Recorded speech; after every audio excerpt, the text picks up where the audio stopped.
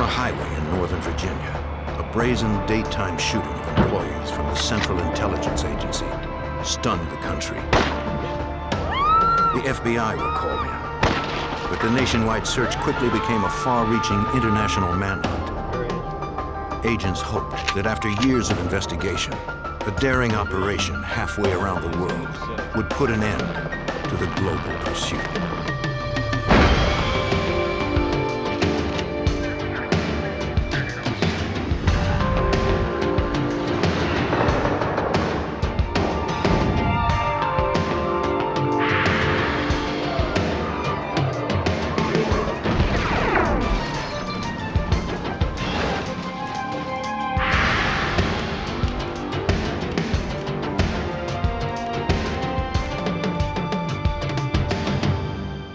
In Langley, Virginia, a terrorist fired into rush hour traffic. The victim seemed randomly selected, but the motive appeared to be political, targeting employees of the Central Intelligence Agency. I'm Jim Kallstrom, former head of the FBI's New York office. The FBI quickly became involved in the investigation, processing more than 2,000 leads and crossing an ocean in the effort to deliver justice.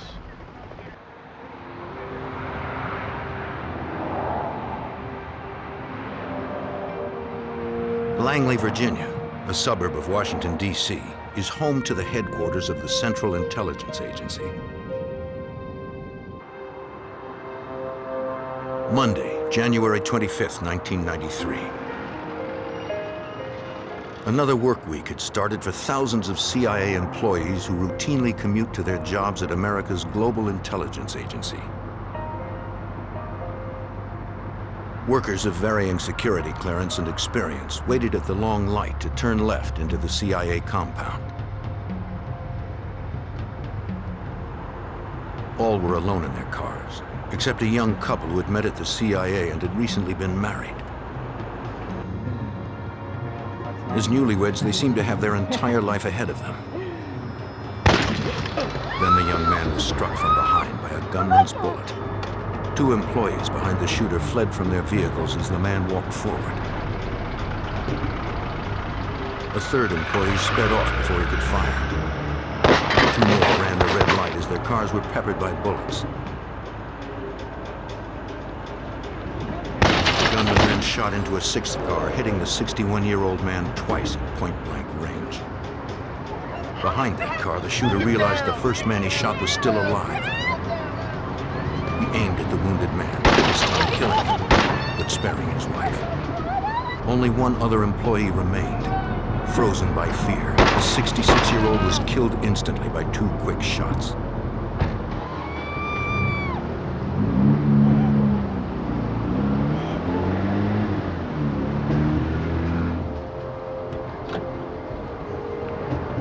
After the young woman heard the killer speed off, she ran for safety.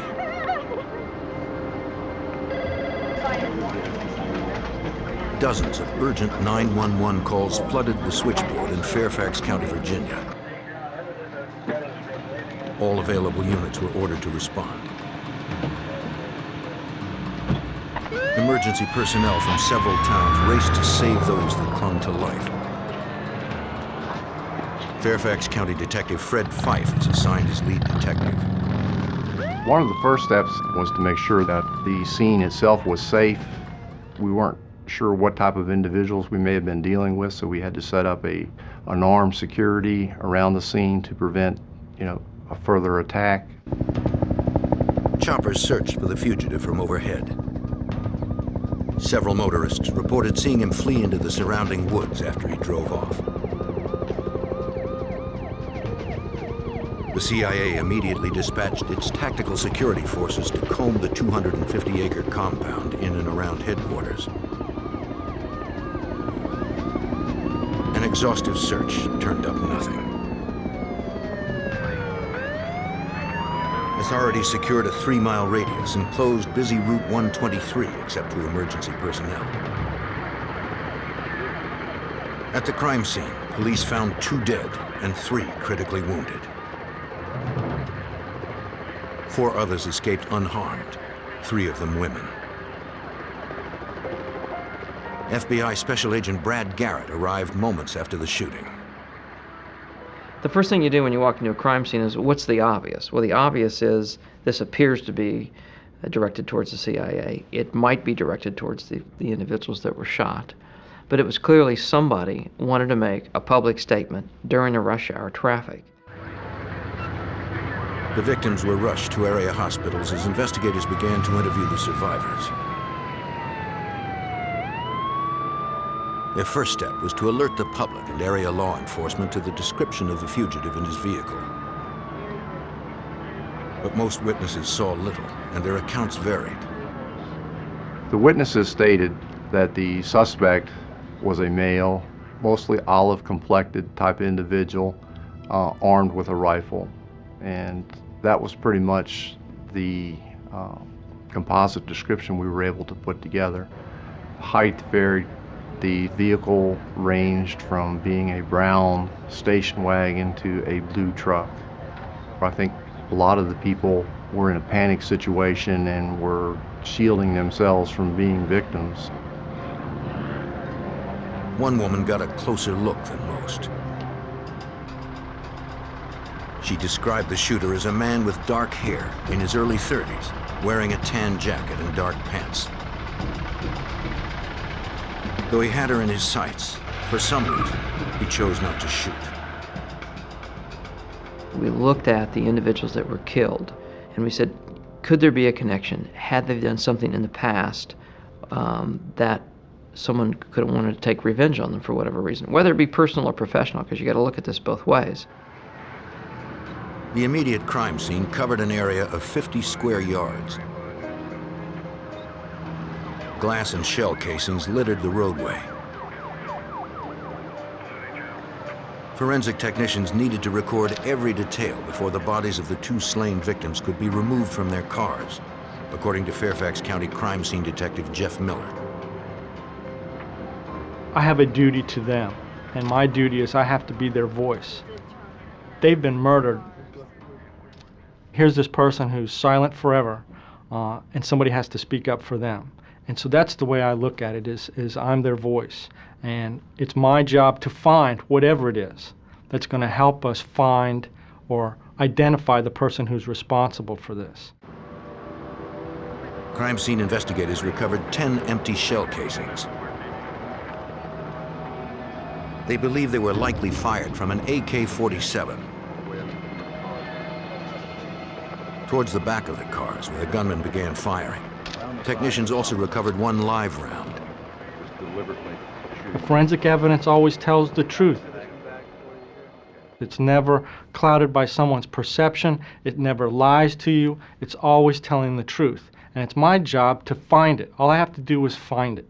And once I find it, and I'm able to examine it, it's going to tell me exactly what happened. The live round on the ground told investigators that the weapon was a semi-automatic and had most likely jammed before the killer fired his first round.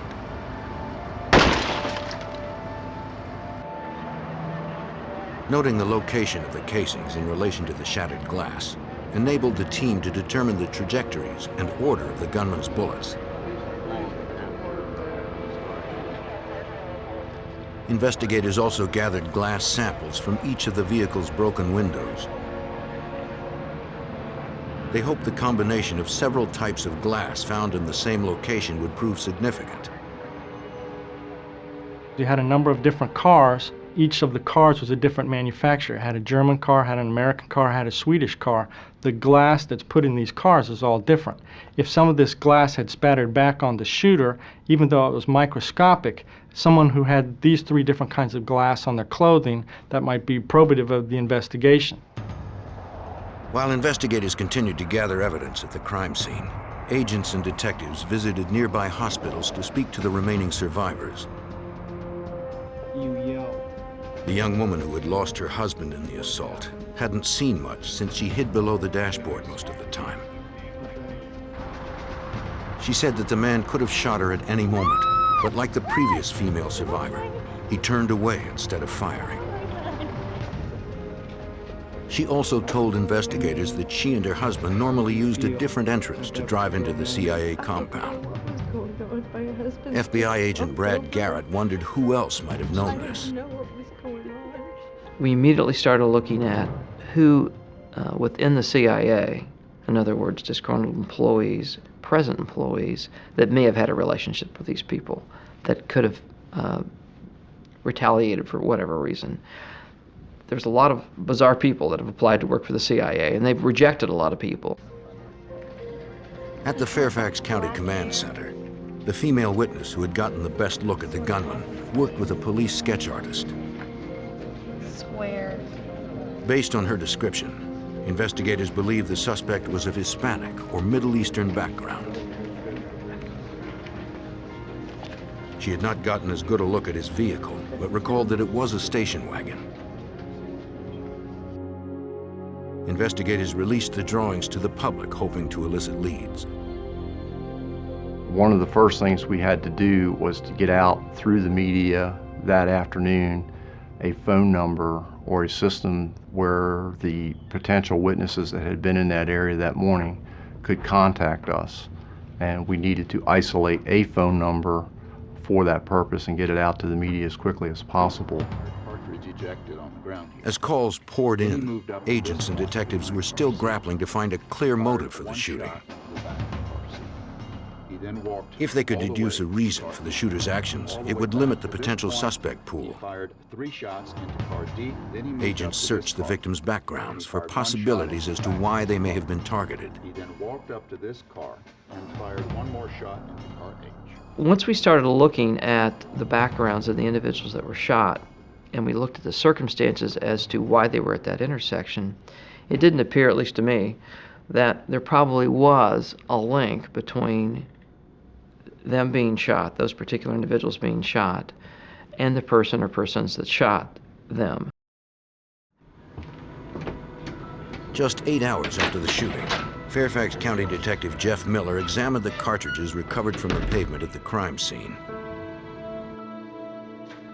He confirmed the shells were from an AK-47 assault rifle, a weapon used primarily by Russian and Chinese armies. Upon closer inspection, Detective Miller discovered a latent fingerprint on the shell.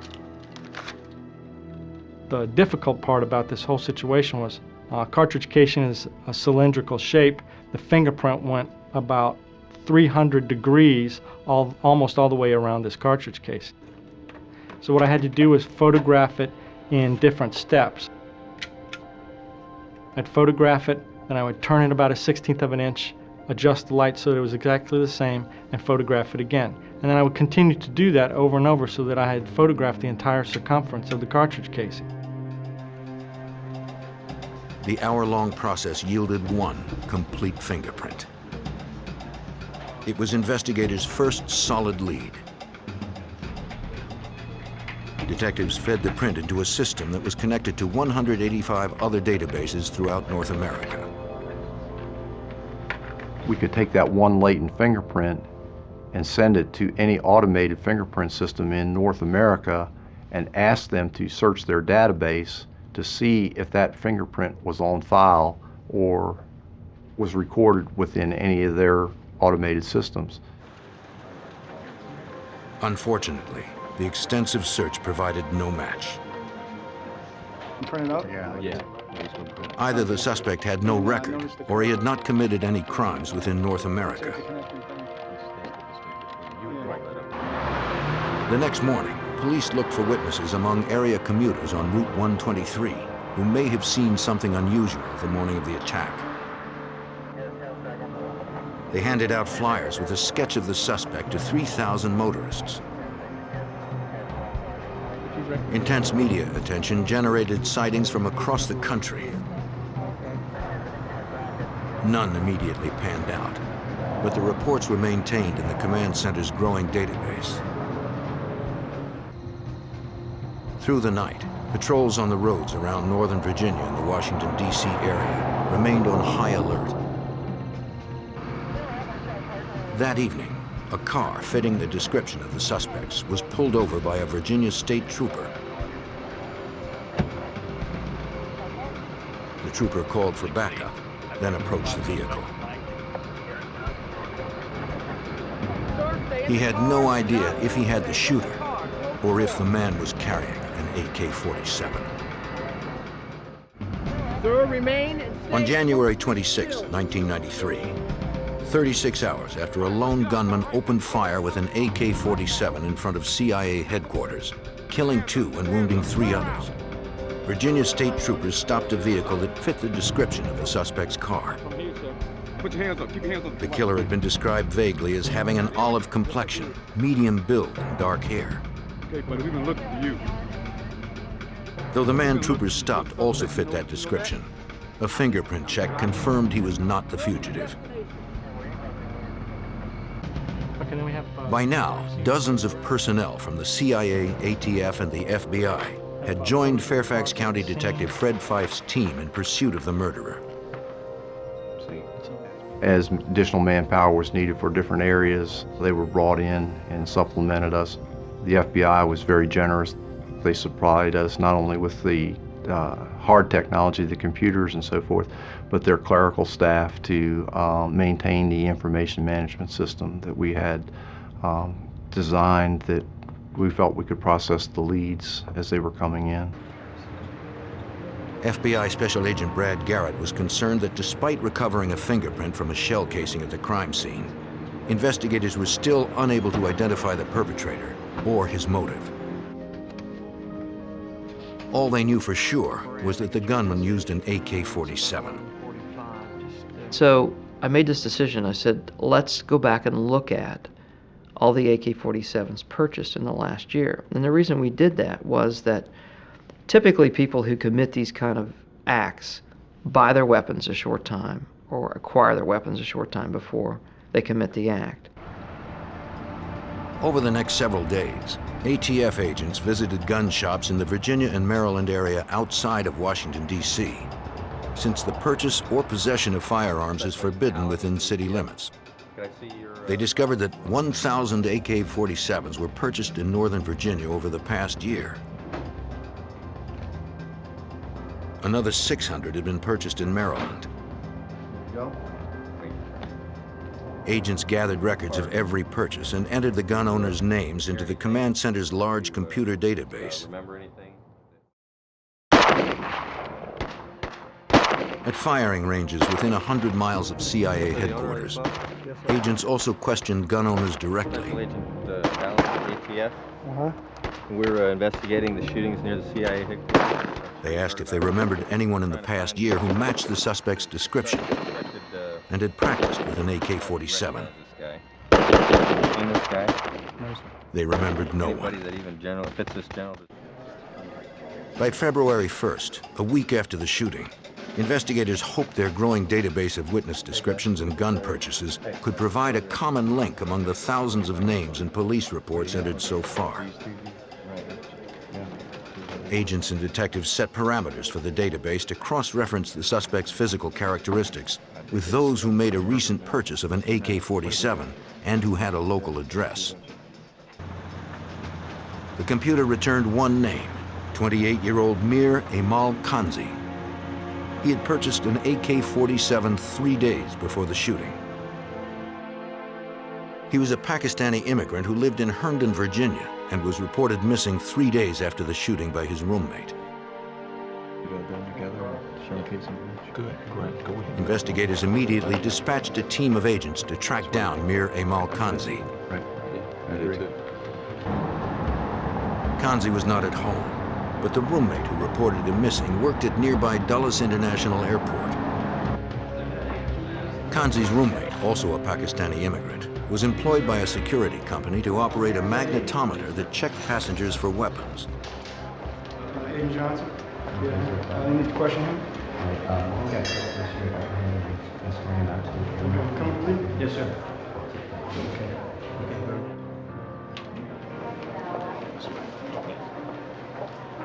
He told the FBI that he hadn't seen Kanzi for several days. Set up an interview sometime soon. No, sir. He said he was unable to talk at length since he was on duty, but would meet agents later at his apartment in Herndon, Virginia to answer all their questions. If anything comes up, just give me a call. Okay, sir.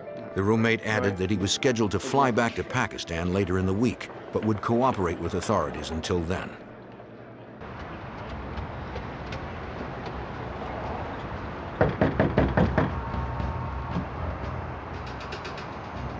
When investigators arrived to question the roommate again, he wasn't there.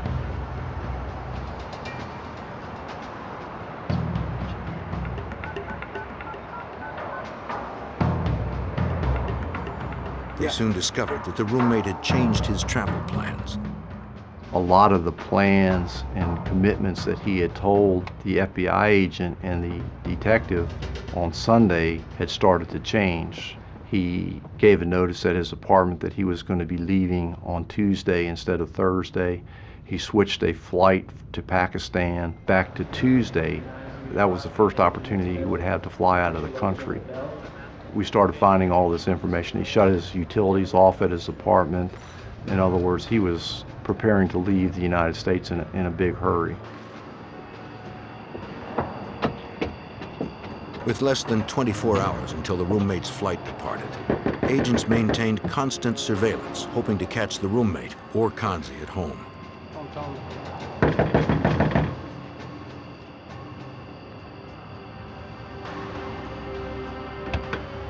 What's up? Their perseverance paid off. They found the roommate alone at home. So, what happened yesterday? There were few items in the apartment. Mind if I look in the bedroom? No, no problem. It appeared that both Kanzi and the roommate were not planning to return. The man didn't know where Kanzi was now, but consented to allow the investigators to search what was left in the barren apartment. In a suitcase stored in the bedroom, agents discovered a Beretta and Makarov automatic pistols, ammunition for an AK-47, and a bulletproof vest. About 10 years. About 10 years. I don't know anything about that.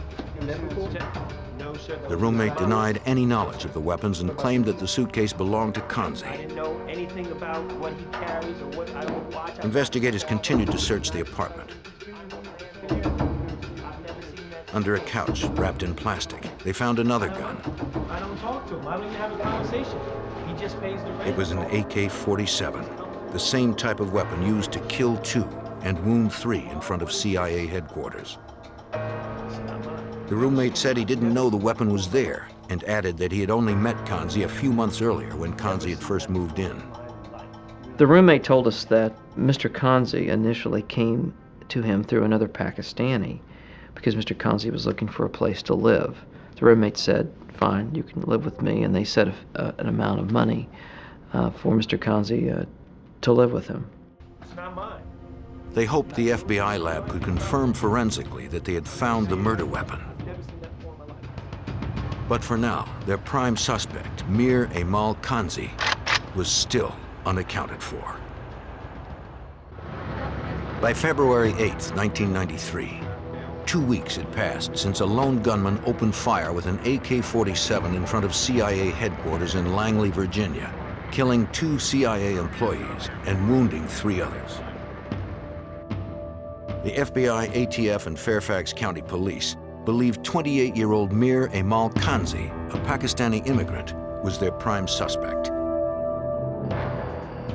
At Kanzi's apartment in Herndon, Virginia, investigators continued their search where they had found an AK-47, the same type of weapon used in the CIA shootings. Kanzi was missing, and his Pakistani roommate, who was scheduled to return to Pakistan the following day, had no idea where Kanzi was now, according to FBI Special Agent Brad Garrett. The roommate told us that he really didn't spend much time with Mr. Kanzi. The roommate worked 2 jobs, Mr. Kanzi worked a job. They would occasionally go to the mosque together to pray, but that their interactions with each other were very limited. They were in the apartment many times at different times of the day when the other one was gone. Hoping to assail investigators' suspicions of him, the roommate signed his consent to assist with the investigation. In a closet, investigators found a tan field jacket similar to the one witnesses had described worn by the shooter. In fact, I've seen him. The roommate told him the coat belonged to Kanzi. Outside the apartment, the roommate pointed out Kanzi's vehicle parked at the curb, a small pickup truck. Officers confirmed it was registered to the suspect. Inside, they spotted a map that was open to the CIA headquarters area in Langley, Virginia. Okay, look at that. Close by, they also saw a clipping about the CIA director. Agents would need to secure a warrant before they could conduct a more thorough search. If this was the vehicle used by the killer, witnesses' descriptions of the car at the shooting had been wrong. Though the roommate had cooperated with investigators, Fairfax County Detective Fred Fife wasn't going to take any chances. We knew Mr. Kanzi's roommate was planning on leaving the United States because he had purchased airline tickets for a flight out of the United States, which was one way. He was not planning on returning. He was deemed a material witness to the investigation and subsequently taken into custody and held based on his abilities to flee the United States.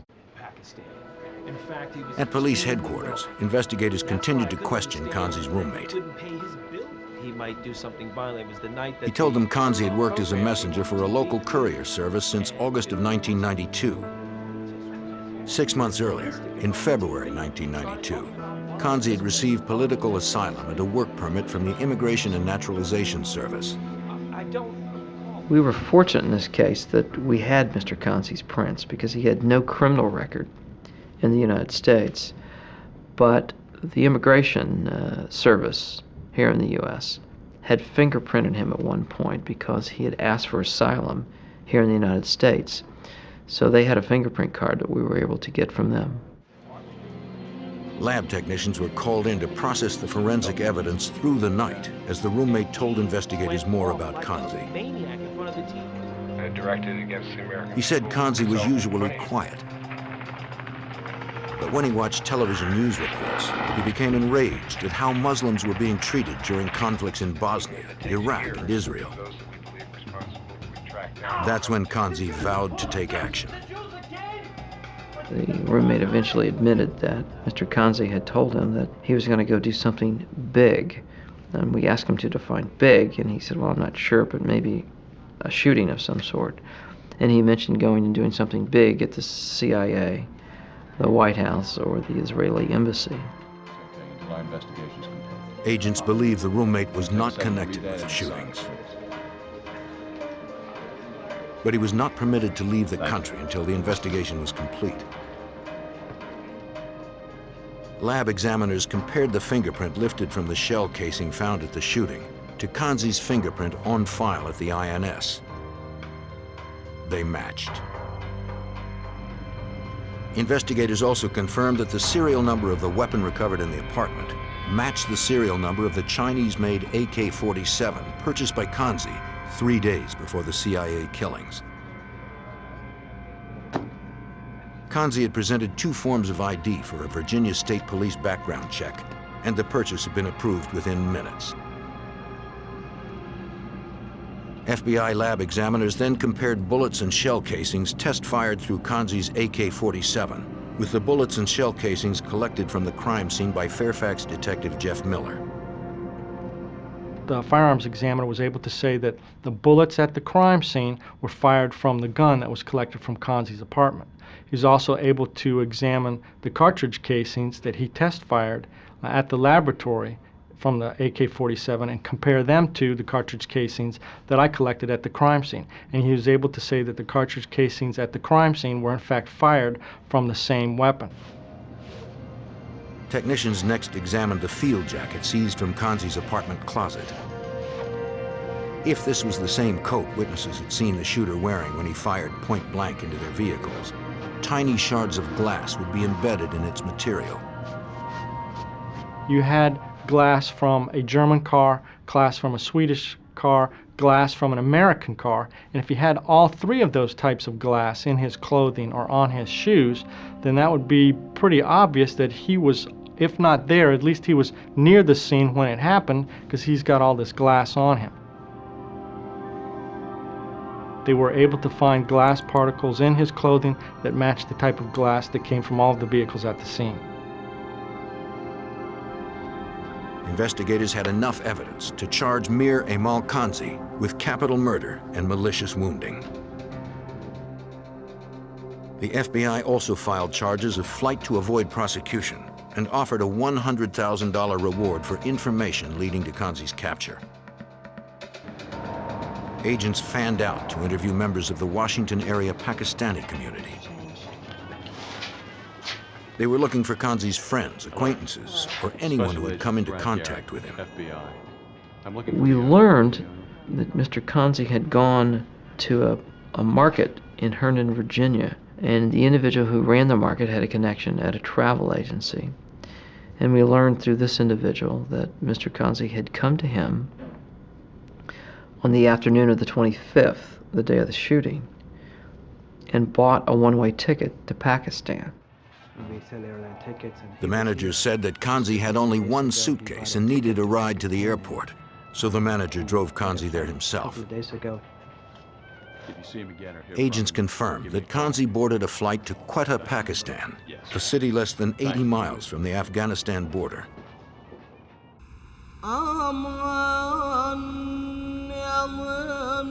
2 weeks after the shooting spree at the CIA headquarters, a worldwide manhunt for the killer got underway. The investigation would begin 8,000 miles away from the crime scene in the Muslim nation of Pakistan. In February 1993, 32-year-old Pakistani Mir Emal Kanzi was wanted by the FBI for killing 2 and wounding 3 CIA employees on the highway outside CIA headquarters in Langley, Virginia. 2 weeks after the shooting, agents learned that on January 25th, Kanzi had boarded a one-way flight to Quetta, Pakistan, a city less than 80 miles from the Afghanistan border. By now, he could be anywhere. Finding the fugitive halfway around the world presented overwhelming problems for FBI Special Agent Brad Garrett. One of the difficulties in investigating any case overseas is that, first of all, you have no jurisdiction to begin with. You're just another citizen, a U.S. citizen traveling to a foreign country. So the key in catching any fugitive, obviously, is developing intelligence information. And you do that typically through informants. The FBI turned to DEA Supervisory Special Agent Gregory Lee for help. Since Pakistan had been a major source country of heroin and hashish, the DEA already had established many reliable contacts and informants over the previous 10 years. At the time of the investigation, Agent Lee was the resident agent in charge of the DEA's office in Karachi, Pakistan. Well, the working environment there is a complete contrast to what an FBI agent would be used to working domestically in the United States. And it's like you literally fell out of a tree and then showed up at a place that is foreign to him in every way, to include the language, the infrastructure, how to get around, who to see.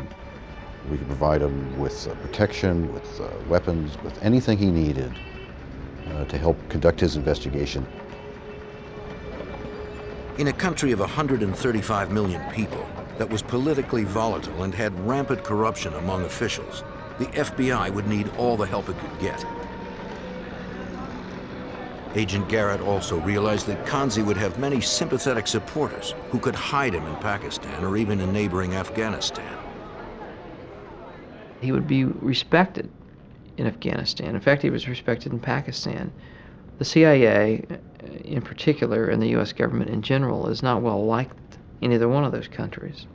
And as a result, people didn't want to give you information about him, because they thought what he did was, in some people's words, heroic. In March of 1993, the U.S. State Department declared Kanzi's alleged attack on CIA employees an act of terrorism and raised the reward for information leading to his capture to $2 million. With the groundwork established, Agent Garrett boarded a 21-hour flight to Karachi, Pakistan. When he landed, DEA agents had already arranged for him to meet his first contact. Agents distributed pamphlets and matchbooks with Kanzi's photo, publicizing the $2 million reward in English, Arabic, and Punjabi. These things to as many people as possible. The reward generated leads from as far away as Thailand and London. But informants in Pakistan claimed Kanzi was hiding among the small border towns and tribes in Afghanistan. Kanzi's family originally was from Afghanistan. Their family roots go back to Afghanistan. And keep in mind that the city that Kanzi is from, Quetta, Pakistan, is only about 80 miles from Afghanistan. And so the natural link between Kanzi, Quetta, family heritage, and Afghanistan made sense. Agents traveled to Kanzi's large family home in Quetta and interviewed his brothers, who were wealthy landowners. They confirmed that he had visited them back in January, a few days after the shooting in Virginia. Kanzi arrived unannounced, carrying only one small bag. That was unusual, considering the length of the trip from the U.S. The brothers also thought it was odd that Kanzi was wearing no coat, since winter in Pakistan was then at its coldest. Kanzi only stayed for a few days, then left as quickly as he'd arrived. He didn't tell them where he was going, and they hadn't heard from him since. Not very long, just enough to A few weeks later, the brothers became aware that their brother Amal was a wanted terrorist from reports on CNN. Give you our card. Agents do that believed it for was us? likely that Kanzi had disappeared over the nearby border into Afghanistan. We knew that it would be safer for him in Afghanistan because, by and large, Afghanistan, particularly back then, is a country that's just basically a bunch of tribes that control different parts of Afghanistan. At that particular time, really had no central government that had control of Afghanistan. So it's like, who would you even go to ask permission to come into Afghanistan? The investigation had hit a dead end. Agents returned from Pakistan without the fugitive. Kanzi's trail went cold for the next 3 years, so the State Department raised the reward for information leading to his capture to $3.5 million. While Agent Garrett waited in Washington for the reward money to flush out a viable informant, he spent time with FBI fingerprint experts. Since so much time had passed, he needed to learn how to recognize Kanzi through his fingerprints in order to be certain they had the right man if he was arrested in a remote location. The agent studied the unique ridges and grooves of each one of Kanzi's 10 fingerprints that he'd given the INS years earlier. I see that. He was also taught how to fingerprint a resisting suspect under field conditions. This is a case that obviously took a large chunk of my life to work on, you know, and I guess one of my fears might be that we never would catch him, you know, and you know, which is entirely possible. In April 1997, after 4 years of pursuit, an FBI agent at the U.S. consulate in Karachi, Pakistan, received a call from one of their more reliable sources. The man claimed he had information on Kanzi's whereabouts, but the informant didn't want to say more over the phone. All right. He told the agent to wait in a public place and that a second man would contact him on his cell phone in an hour.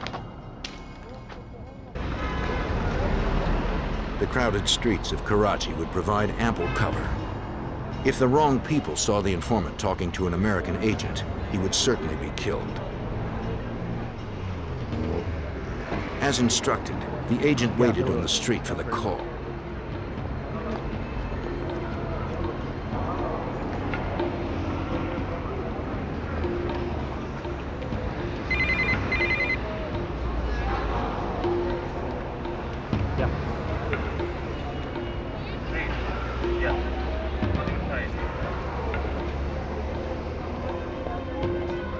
The agent hoped his contact would have viable information that would finally lead the FBI to Kanzi.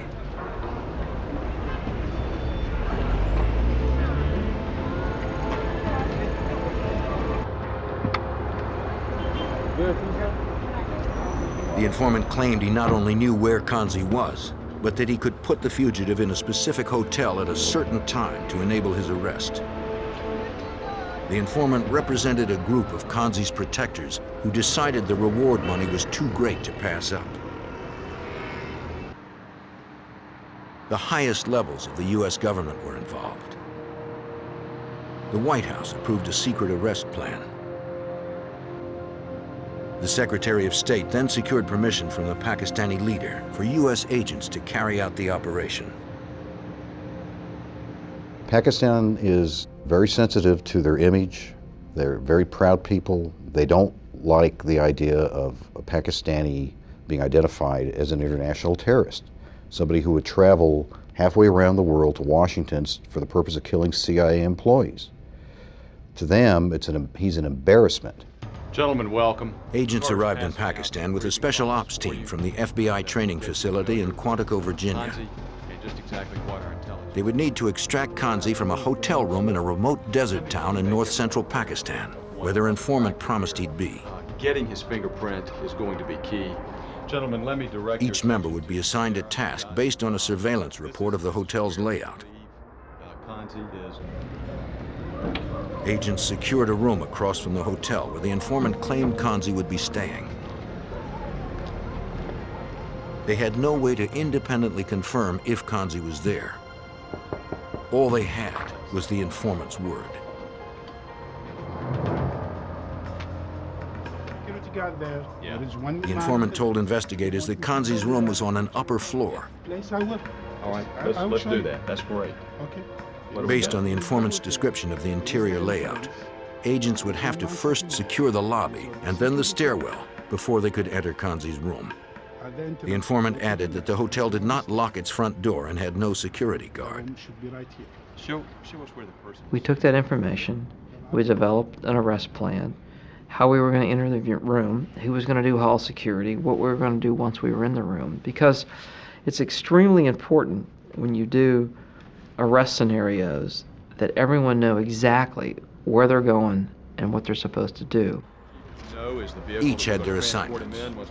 Once they secured the lobby and stairwell, the front agent would coax the fugitive out of his room by calling for morning prayer. They put on body armor and checked their weapons. To hide their paraphernalia, they wore shalwar kamises, traditional Pakistani clothing, over their Western garb. On June 15, 1997, the operation to arrest Mir Emal Kanzi went into action. The team arrived at 4 a.m., figuring there'd be fewer people on the street at that early hour. But when they tried to enter the hotel, they found the front door was locked. We can't get in. So here's 4 Americans dressed up in Pakistani garb standing out, at 4:05 in the morning outside this hotel. Clearly the anxiety was, off the charts because of where you were. It's almost like you're in a dream a little bit. It's like this is surreal. To make matters worse, the street was filled with people who likely noticed that the Americans were clearly out of place. We didn't realize that this particular location was extremely hot in the summer. So people started to work at 3 or 4 o'clock in the morning. So the street was full of people. So it's another thing that we didn't calculate for. The informant had been wrong about the locked door.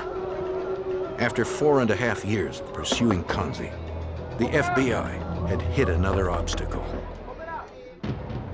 On June 15, 1997, an FBI arrest team disguised in Pakistani garb attempted to gain entry to a locked hotel in north-central Pakistan where they believed suspected terrorist Mir Emal Kanzi was hiding. But to FBI Special Agent Brad Garrett, it appeared that their informant had misled the team. When we went up to the hotel, and the initial intelligence was that the door would be unlocked and there'd be no security guard, and we get there and the door is locked, and then within a few minutes we realized that there is a security guard there. Agents summoned the guard and pushed their way into the hotel. The team secured the lobby and moved quickly up the stairs. They hoped the informant had been correct about Kanzi's room number, if the fugitive was in fact there at all. When everyone was in place, the front agent knocked on the door and called for morning prayer to coax out whoever was on the other side of the door. If Kanzi was inside, he may be armed. Agents prepared for the worst.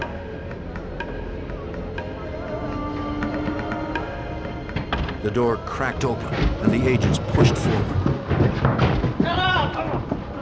The man put up a struggle and began to scream. He had to be gagged so others in the hotel would not be awakened. I tell him, after he calms down a little bit, that if I take the gag off, will you promise not to yell anymore? And he said yes. So we take the gag off. He doesn't yell anymore.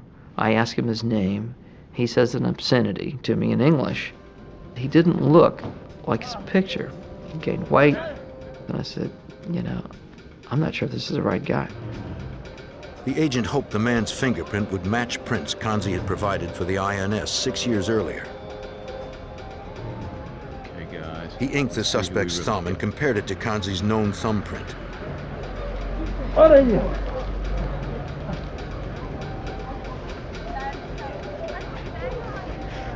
The prints matched. After more than 4 years and 8,000 miles, the FBI finally had suspected terrorist Mir Emal Kanzi in custody. But their mission was by no means complete. Not only did they have to get Kanzi and themselves out of the hotel safely, but also out of Pakistan altogether. DEA Supervisory Special Agent Gregory Lee assisted the FBI with logistical support in Pakistan. You've got a guy in custody now, and you're in a foreign land, you're about 8,000 miles from home, you're out in what's essentially the high desert that would be Death Valley here, and you're trying to get this guy from Pakistan back to the United States. Americans holding a Pakistani citizen captive in his own country is dangerous. Agents drove the international fugitive to a waiting helicopter and flew him to Islamabad, where permission for extradition was granted the next day. FBI headquarters in Washington was informed with a code phrase: "The package has been delivered." The arrest team flew Kanzi out of Pakistan on an Air Force plane. To avoid landing in a foreign country, the plane was refueled in mid-air, so Kanzi could not ask for asylum before facing justice in the United States. During the 21-hour non-stop flight, Kanzi confided that he'd been in Afghanistan for almost the entire 4 years while he was on the run. He also claimed responsibility for the shooting in front of CIA headquarters. As a political statement against the CIA of the United States, he'd decided to kill workers before they pulled into the heavily guarded entrance. He explained that he didn't shoot any women because Islam forbids it. He said that after the shooting, he was surprised that he was still alive. So he drove to a nearby park, went to lunch, then bought a plane ticket to Pakistan. I said, well, why did you quit shooting? Because you had told us earlier that you had all this ammunition on you and that we had found all this ammunition in your apartment. And he said that he ran out of people to shoot. Affirming that his statement had been given freely and willingly, Kanzi signed his confession. After arriving in the U.S., a chopper transported the prisoner to a secure location. Under heavy security, agents delivered Kanzi to the Fairfax County Police to face the murder and assault charges. Fairfax County Detective Jeff Miller remembers that day. Having him captured and brought back to the United States showed to the whole rest of the world that the United States, the FBI, the Central Intelligence Agency, is not going to just let this sort of thing lie and not do something about it. No matter how long it takes, no matter where these kinds of people may hide, the United States is going to do their very best to try and track these people down and bring them back to justice. Kanzi was found guilty of murder, malicious shooting, and using a firearm in the commission of a felony. He was sentenced to death and is scheduled for execution in 2002. In the wake of the shootings, memorials to the slain victims were established on Highway 123, where they fell to the gunman's bullets. The CIA tightened its security at the Langley compound and at all of its offices around the world. The successful investigation would prove to be another in the long line of battles against terrorism. In the Midwest, the fugitive drug dealer will do anything to avoid capture. His desperate run is fueled by drugs and punctuated by gunfights. As he barrels across 2 states, local and federal authorities are determined to fight back and to stay in pursuit.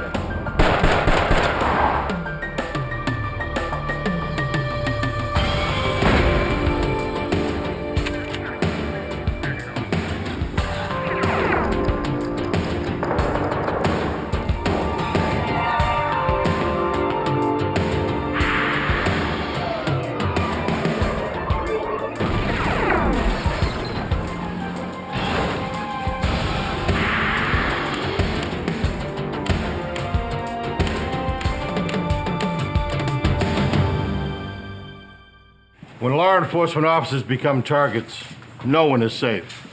So when a crystal meth dealer on the run from the law began shooting cops, it took more than police to stop him. I'm Jim Kallstrom, former head of the FBI's New York office. With a fearless killer on the loose in the Midwest, residents had to help the FBI and state and local police bring down the dealer and deliver him to justice.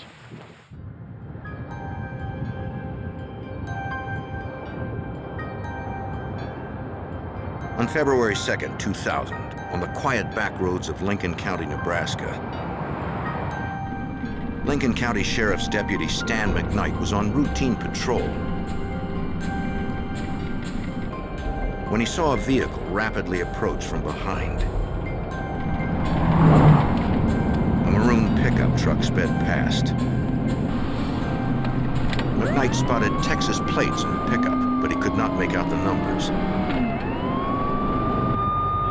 The deputy began cautious pursuit. Recent weather conditions had created black ice on the roads. Without the benefit of streetlights, the roads appeared normal, but were treacherously covered with patches of slick ice. Subject is now turning off on the side Deputy road. McKnight radioed for assistance. Please alert all available units. Several Nebraska State Patrol troopers mobilized to try to intercept the pickup. Whoever was in the truck seemed to have no regard for his own safety. Since the roads were free of other traffic and no one else was in danger, McKnight decided high-speed pursuit was not worth the risk. It appeared as though he knew the area that he was in, and due to the fact that he would take more chances and drive faster than I would, he was able to disappear. Eventually, the truck vanished into the night. I had called in for assistance from the department, and all the deputies and state troopers are working, and we combed the whole area and looking for that vehicle, and it was to no avail. Nebraska police issued a be on the lookout bulletin for the maroon pickup with Texas plates. But that night, no one spotted the vehicle or its driver. A week later, and 40 miles away in North Platte, Nebraska, deputies responded to a call from a farmer. He hadn't used his barn in years. So the farmer was surprised to discover someone had been working there recently, leaving a strange workplace behind. The deputies found chemicals and other items available in farm supply stores. They'd often seen this combination of materials in the area before. They were the ingredients needed to make methamphetamine, an illegal drug. A powerful stimulant, meth is also known as crank or speed. It's easy to make with materials commonly found on farms. In recent years, the Midwestern countryside has seen an epidemic of methamphetamine production, according to Lincoln County, Nebraska Sheriff's Corporal Casey Nelms. Methamphetamine labs are a problem because it's such a rural area, a lot of abandoned farmhouses, farmsteads where people don't live anymore, gives opportunity for these people to go in and manufacture this drug pretty much undetected. The drug is addictive and extremely dangerous. Users feel a temporary high, then intense paranoia and a craving for more. Most users become aggressive and desperate. When meth labs pop up in an area, violent crime follows. During their search of the meth lab in the North Platte barn, deputies found several pieces of mail. They were addressed to Charles Moses Jr. of Nocona, Texas. Deputies contacted Texas authorities asking for information on Moses.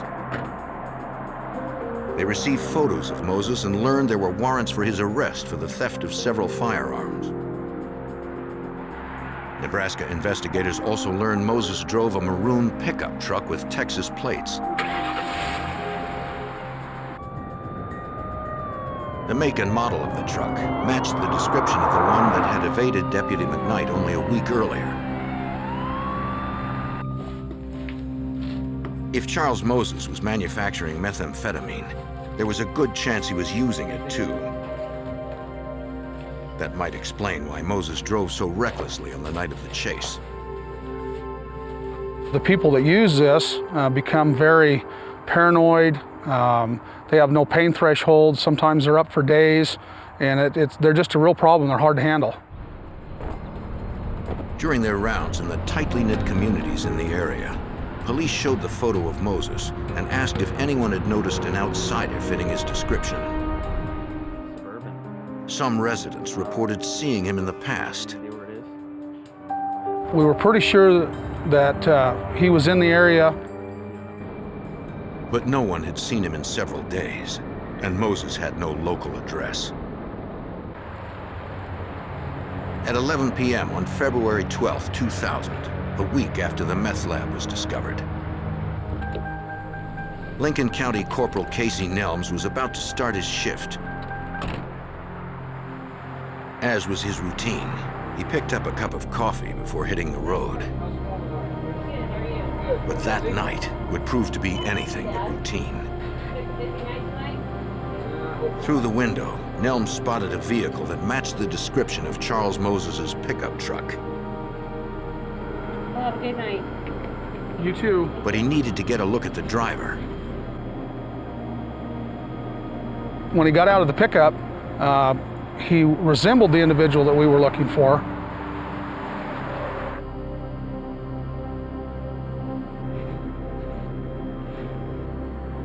The truck had Texas plates. 7-16, 1089. Nelms headed out to check the man's ID. But the man spoke first. What the roads like out there? They're pretty slick. Where are you heading? Just kind of heading out. Just going out. I approached him and asked him if he was where he was going, what he was doing. I asked him for his identification, and when he handed it to me, the name on the driver's license was Charles Moses. You're under arrest. I really expected that once I got a hold of him in the vehicle that I was going to be able to, take him out of the vehicle without any problem and place him under arrest, but he was just spectacularly strong. I just couldn't do anything with him, except just keep struggling with him to try to keep the weapon away from my face. Moses fired.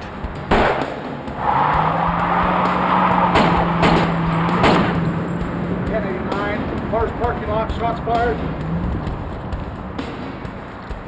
I was pretty sure 2 of my rounds hit. The second round I saw it hit the back of the cab, and the third round it also hit the back of the cab. Nelms tried to follow Moses, but but the fugitive drove with the recklessness of a man on methamphetamine and disappeared.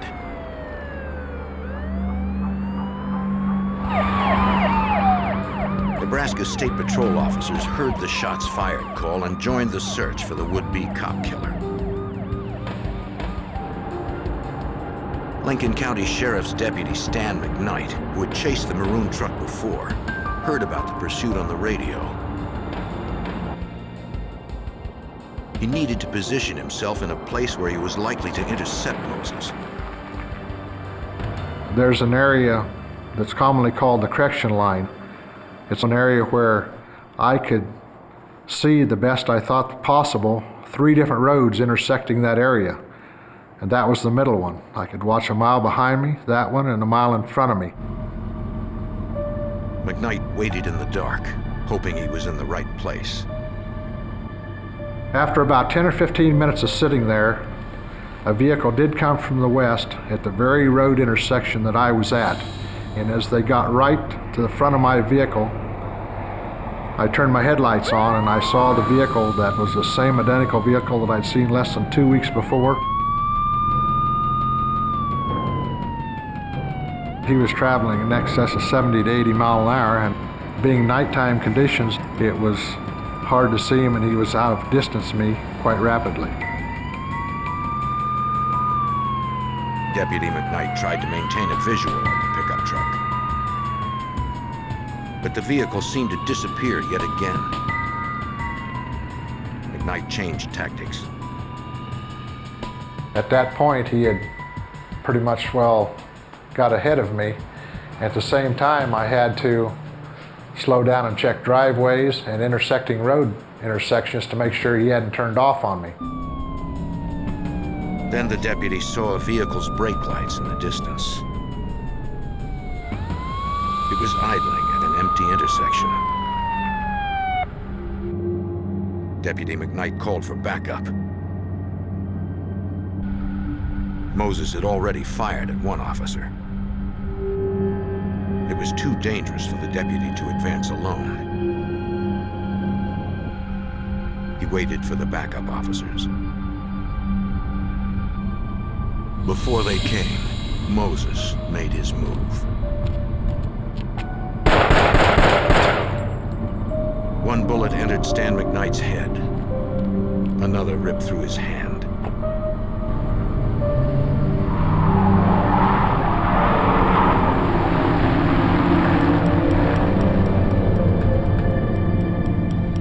Upon figuring out that I'd been hit by a bullet, I was going to try to call to the rest of the officers around to let them know what was going on. Only when I reached for the mic, I couldn't talk. My mouth was all full of blood and I was starting to choke.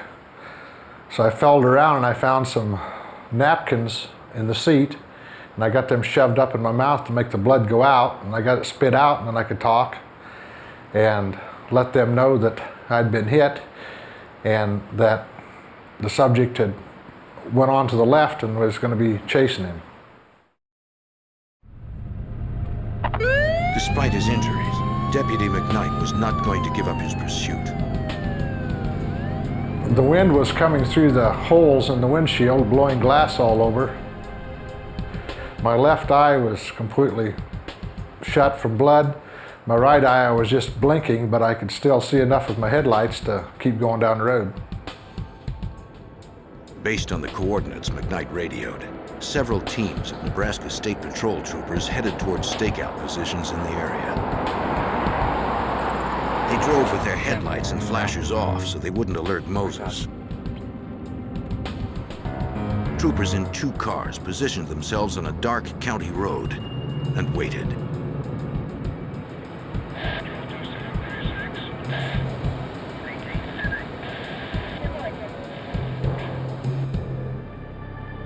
Minutes later, headlights appeared.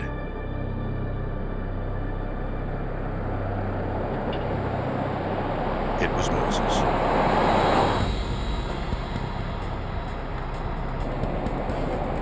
One of the troopers spotted a gun.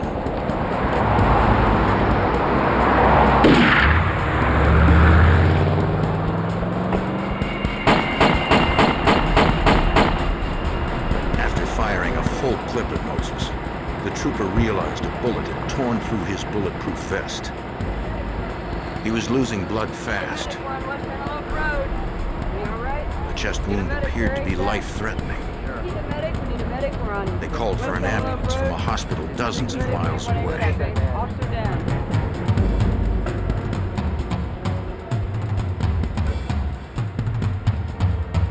In the dark prairie, the troopers hoped their fallen friend would survive. In a frantic escape, Charles Moses had shot both a sheriff's deputy and a state trooper. Though gravely injured, Deputy McKnight continued pursuit of Moses, a man willing to kill to stay on the run. In February of 2000, Nebraska authorities confronted Charles Moses, a Texas fugitive suspected of running a methamphetamine lab.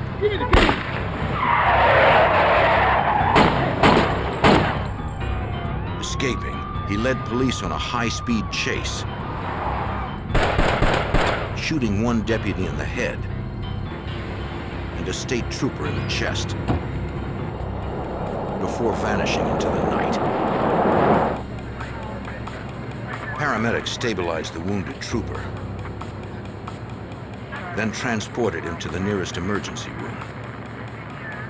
Helping to process the crime scene was Nebraska State Patrol Sergeant Lynn Williams.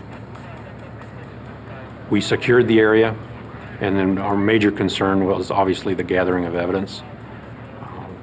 So we collected the trooper's service pistol, his duty and gun belt, spent shell casings that were still at the scene.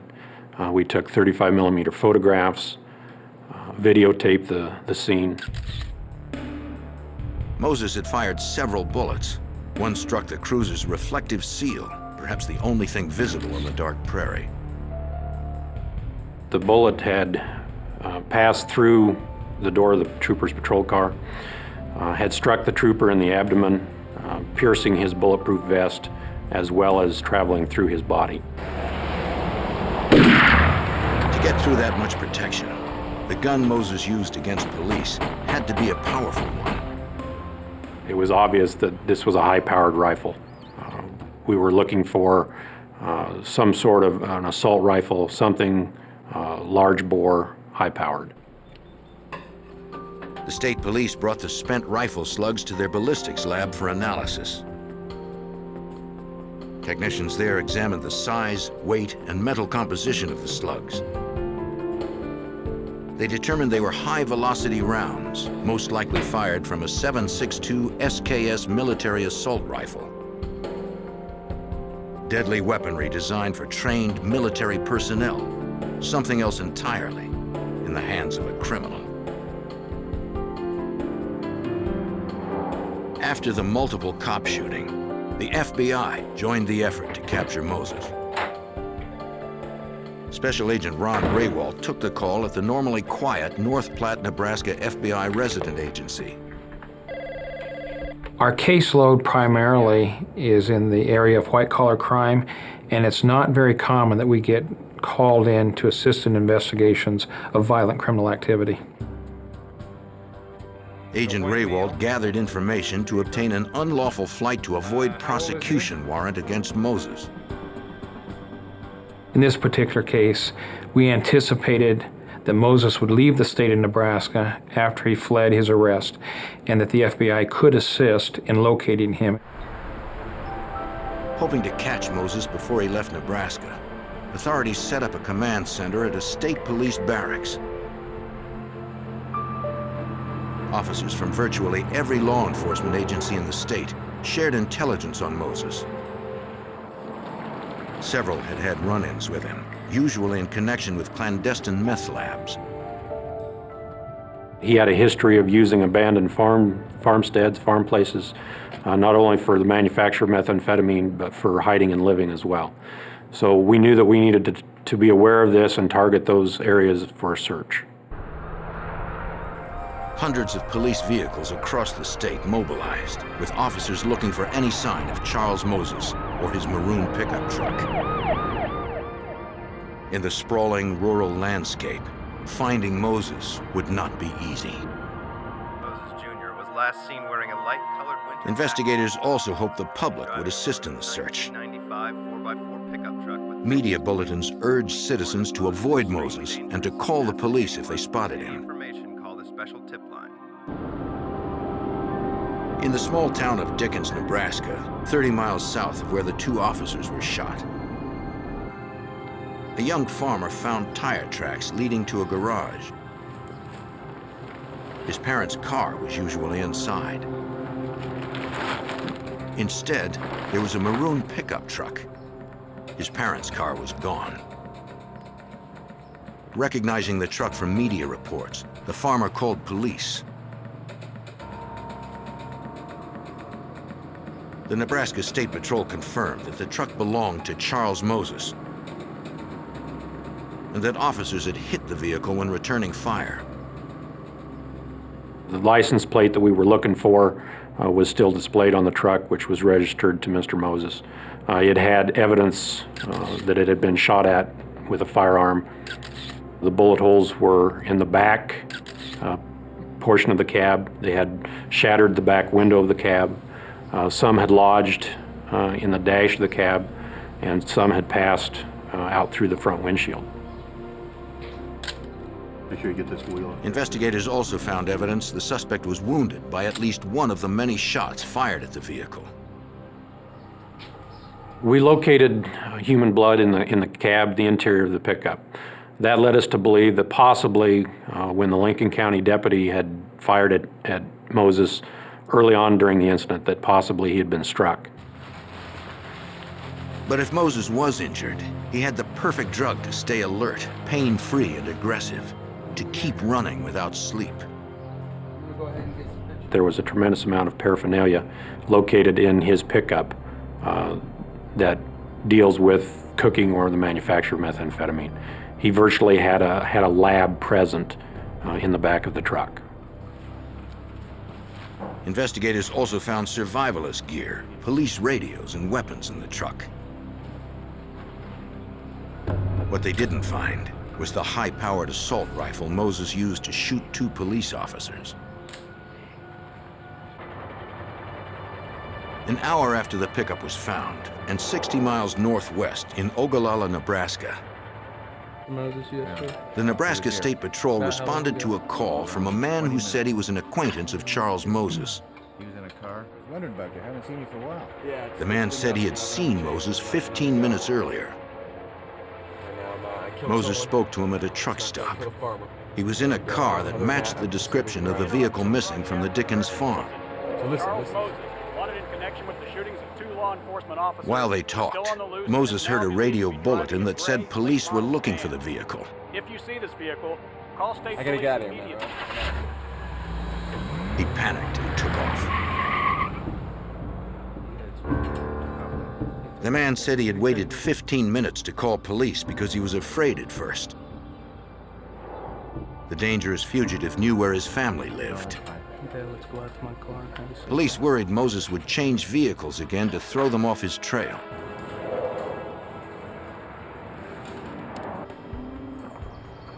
Two hours after the last sighting, and 20 miles south of the truck stop in Paxton, Nebraska, a farmer noticed fresh tire tracks outside a house on his family's farmstead, a house that was closed up and unused.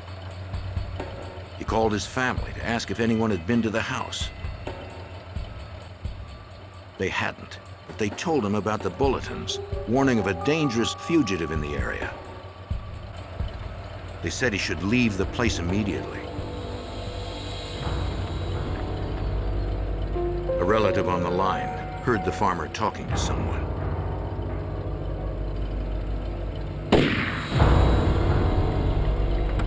The police would soon learn that Charles Moses had just claimed his first murder victim.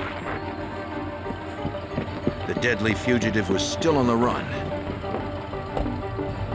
now more desperate than ever.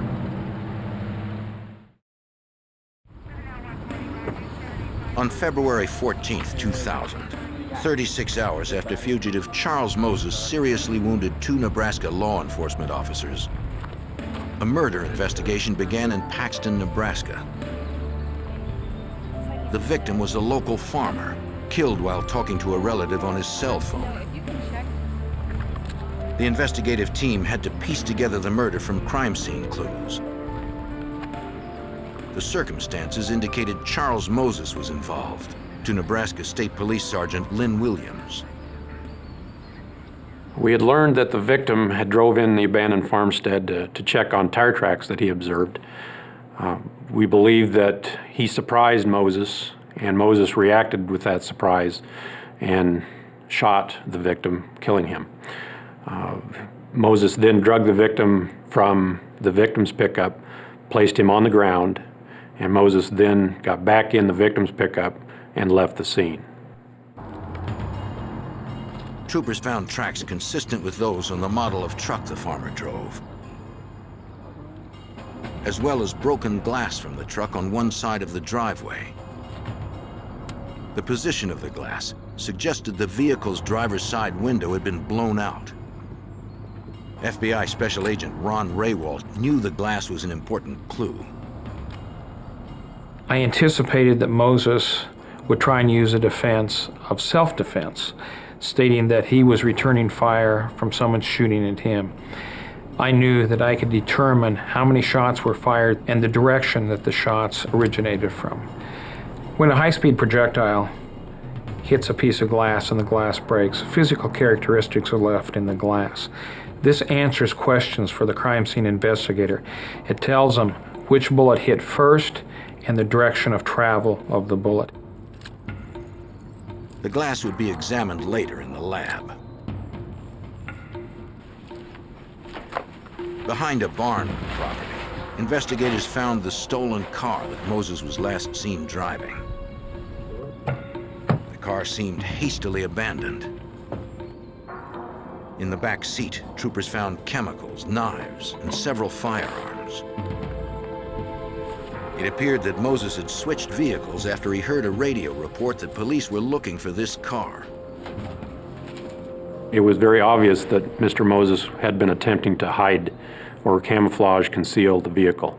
It had a tarp over it, and Moses was in the process of covering the vehicle with broken and dead branches, tree branches, and that sort of stuff.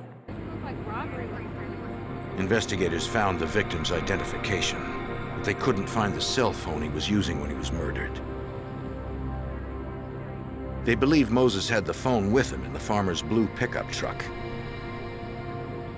They issued an APB for the vehicle and contacted cell phone companies to begin tracking the cell phone signal. While powered on, cell phones are constantly in search of the nearest tower to be ready for use. Police can flag a specific phone number and learn which tower is serving it.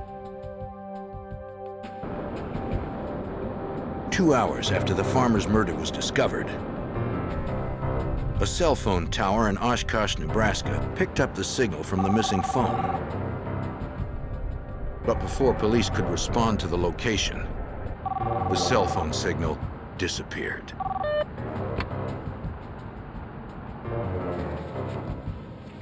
The FBI also studied the glass fragments from the farmstead crime scene. I was able to determine that one bullet had been fired from outside the truck into the truck, and that the bullet thereafter passed through the truck. My examination further disclosed that no shots were fired from inside the truck. This was not self-defense. This was murder. Take a look at this. With the farmer's murder and the theft of his pickup truck, the FBI issued another federal warrant against Charles Moses. The facts of the case had changed significantly, and I was able to change the warrant application process to charge Mr. Moses with the federal carjacking statute with a homicide. Lock their doors. With Charles Moses crisscrossing the state, armed and out of control, Nebraska Governor Mike Johans held a news conference to warn the public. This is a situation that we need to get through. Police are seeking Charles Moses. It was clear the fugitive was ready to kill civilians to get what he wanted. He's considered armed and dangerous. That evening, 80 miles to the west, near the Nebraska-Wyoming border. An elderly woman was enjoying a quiet evening.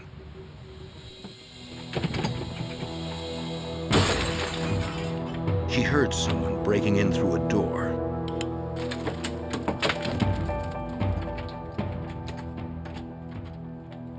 She could hear an intruder walking through the house,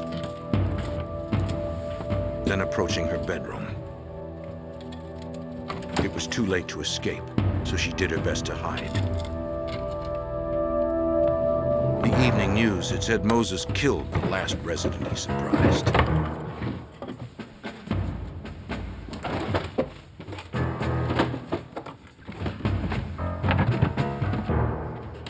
It sounded like he was looking for something, and then left.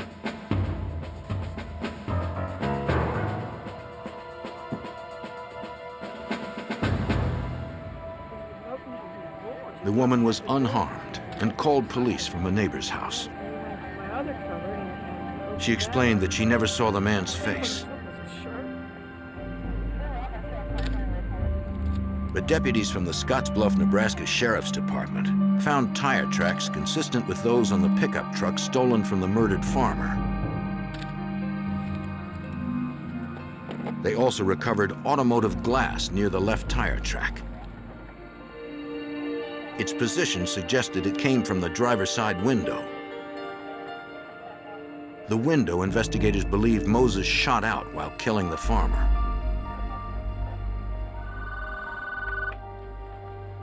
Local officers contacted the FBI about the new development. From the facts of the case and the type of glass left at that crime scene, it was obvious that Moses had been involved in that burglary and that he was traveling in a westerly direction. Moses, and we got his physical description. With Charles Moses believed to be near Nebraska's western border, the FBI notified Wyoming law agencies that a killer might be headed their way. The small town of Lusk, Wyoming, is 20 miles from the Nebraska border.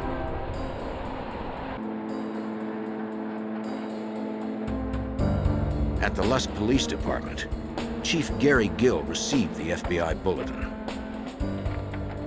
That morning, we heard about Charles Moses from our dispatch.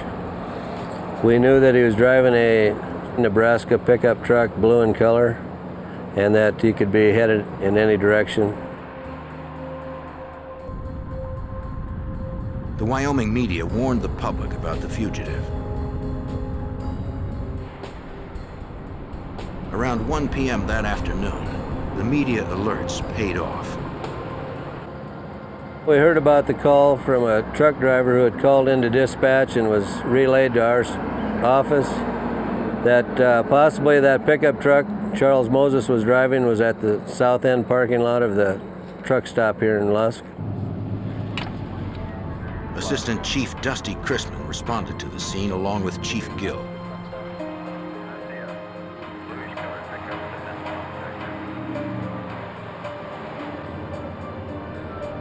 Several vehicles in the parking lot fit the description.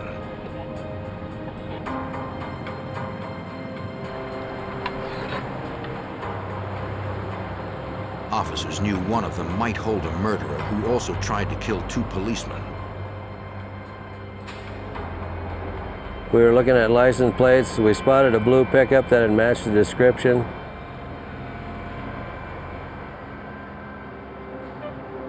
The plates matched. It was the truck. We decided to try to block him in if we could. The officers approached from opposite directions.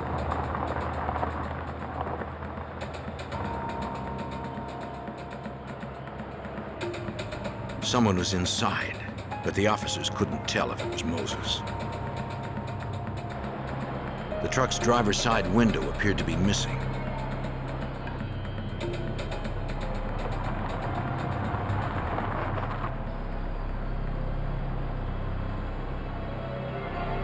If it was Moses, he might have finally come down off a long and haggard methamphetamine binge.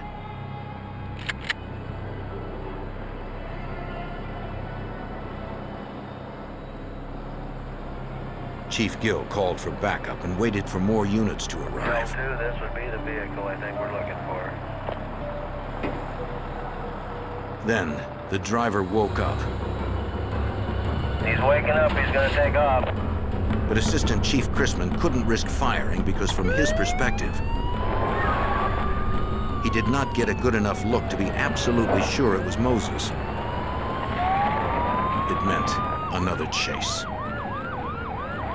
Our biggest fears during the chase is when Moses turned onto Main Street and headed north. We knew he was going to be traveling through our business district at more than likely a high rate of speed. And also the fear of maybe losing him once he got through the city limits and headed north on Highway 85. Weeks after Charles Moses' violent spree began, law enforcement once again had him in their sights.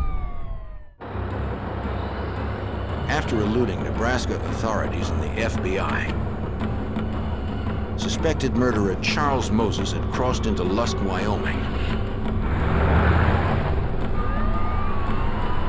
Lusk police were in pursuit.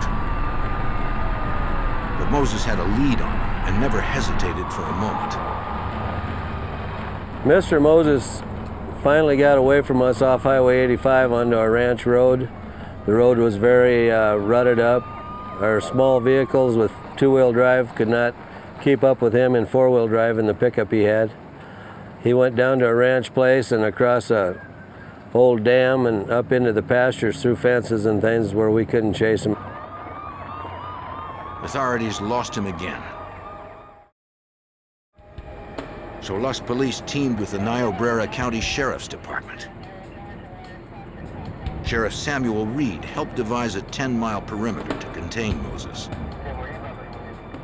The perimeter was a very large area. We were fortunate in one way.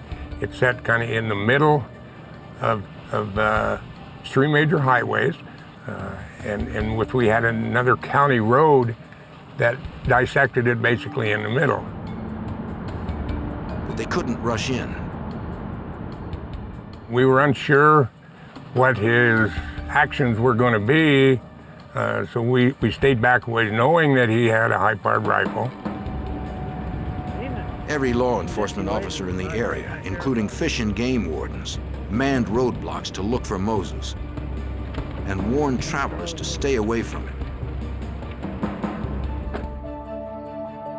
They also met with residents living in the 10-mile perimeter, asking them to stay vigilant and call police at the first sign of any suspicious activity.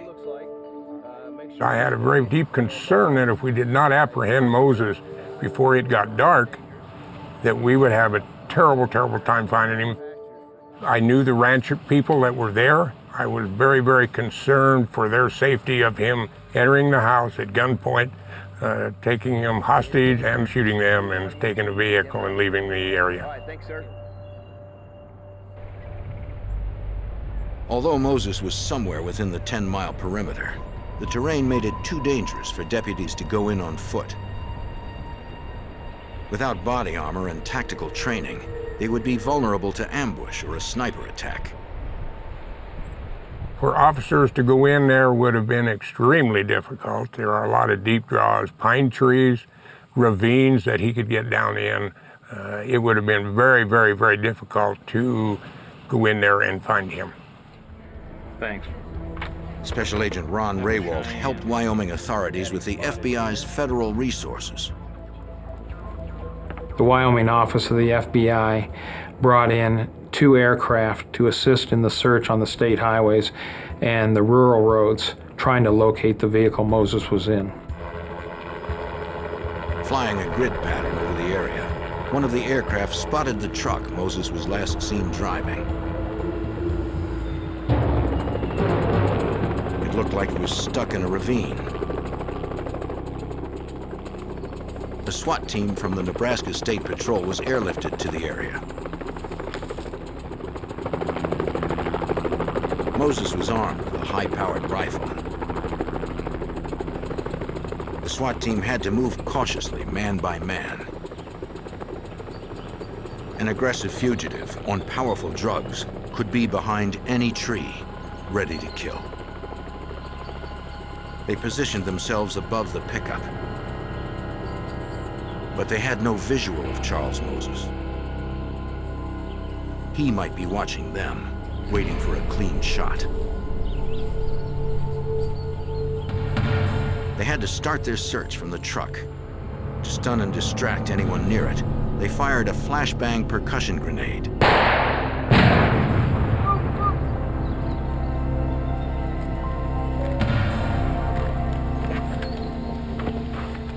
He wasn't there. They found footprints in the mud by the truck and began following them.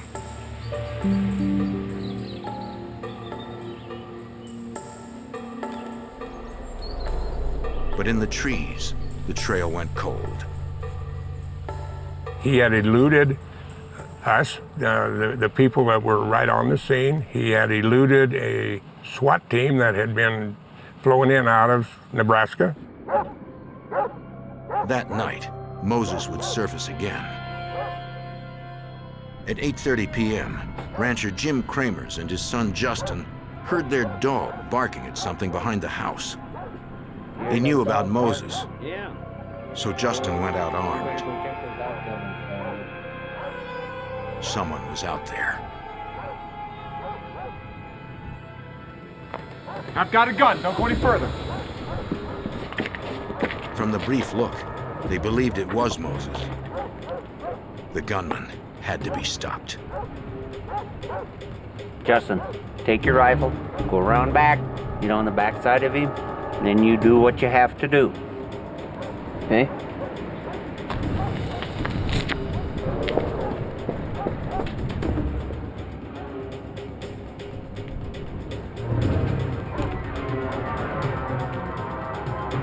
Kramers was unarmed, in a standoff with a desperate fugitive who had never hesitated to use violence.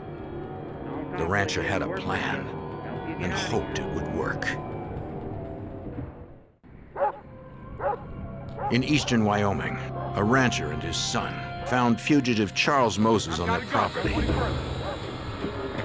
From media reports, rancher Jim Kramers knew Moses was wanted for shooting several police officers and killing a farmer for his truck.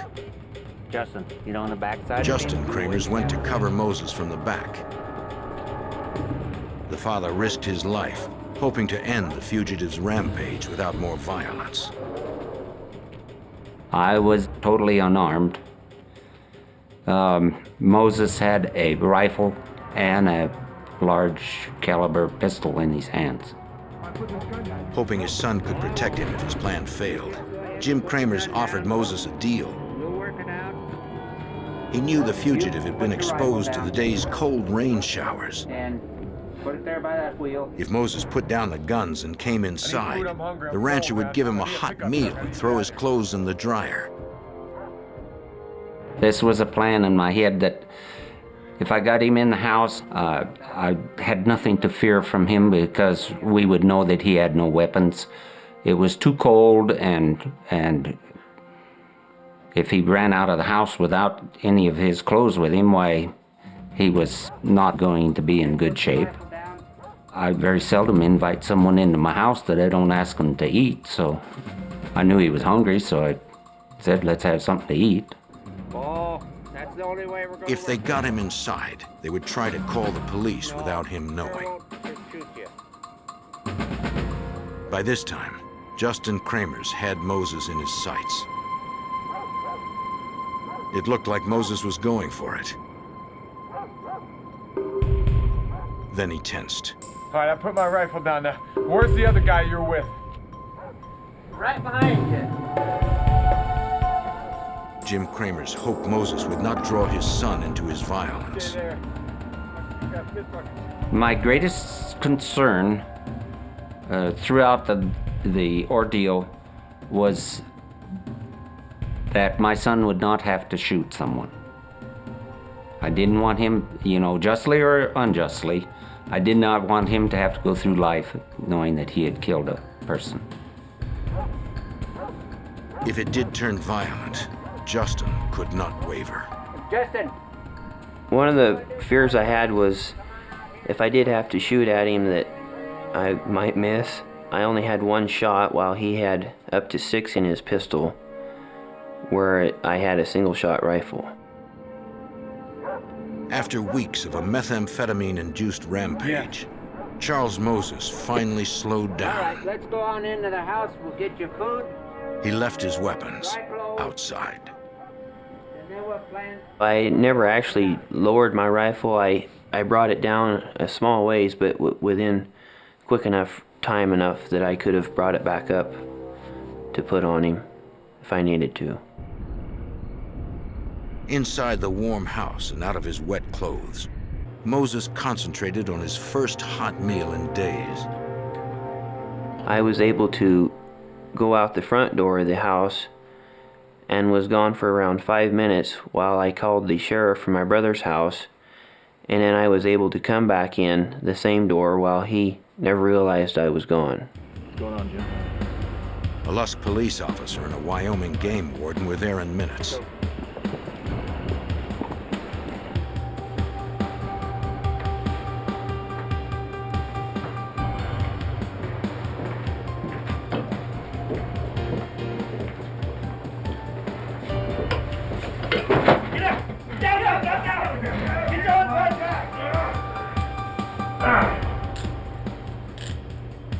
Because of the Kramer's plan, the wild, deadly fugitive had nothing to fight with. After a staggering chase across hundreds of miles, filled with burglary, carjacking, gunfights, and murder, Charles Moses Jr. was finally in police custody. As they theorized, Moses had been wounded by Nebraska deputies. Come on. At a Cheyenne, Wyoming hospital, Moses was treated for a bullet wound to his shoulder, dehydration, and exhaustion. The drugs he had taken, and the police relentlessly on his trail, had run him into the ground. FBI Special Agent Ron Raywalt arranged for Moses to be transported back to Nebraska.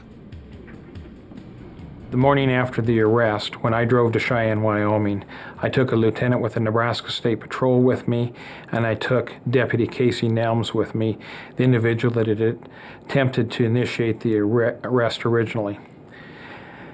The purpose of taking these two individuals with me was so that when I returned to Nebraska with Moses, both individuals could effect the respective warrants that they were carrying. The lieutenant from the patrol arrested Moses for the violation of shooting a Nebraska State Patrol trooper, and Casey Nelms arrested Moses for the murder of the farmer as well as the assault by shooting of the two deputies from Lincoln County. Moses initially fought the charges against him. But when confronted with ballistics and other forensic evidence, he plea bargained to avoid the death penalty.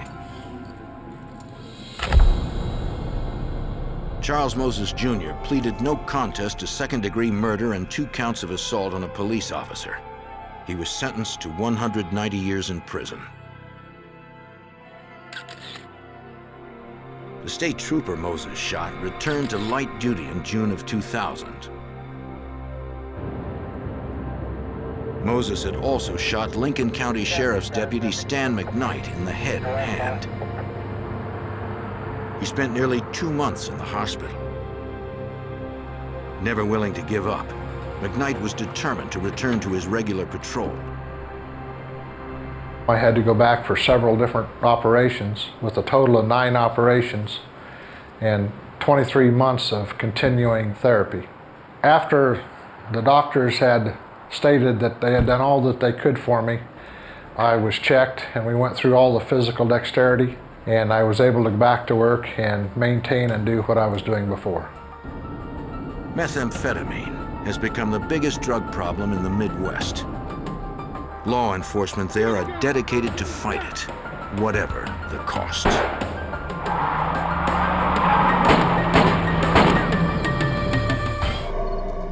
A shooter takes deadly aim at the residents of a small Georgia town. Police and the FBI begin a desperate search to find the killer. They struggle to make sense of the evidence as the body count climbs. all in an attempt to stop this murderer before he puts his next victim in his sights.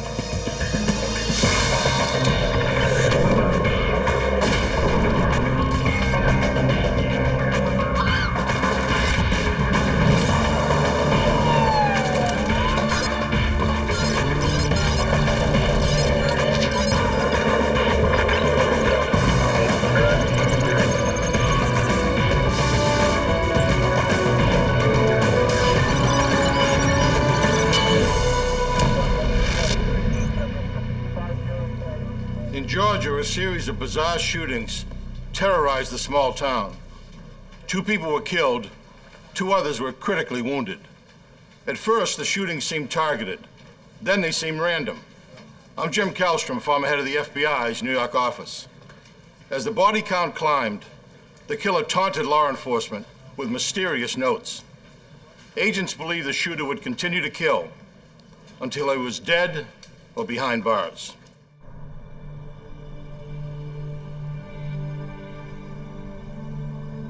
East Point, Georgia is just 7 miles south of Atlanta. It's a quiet city with a population of 40,000. East Point averages 6 to 8 homicides a year.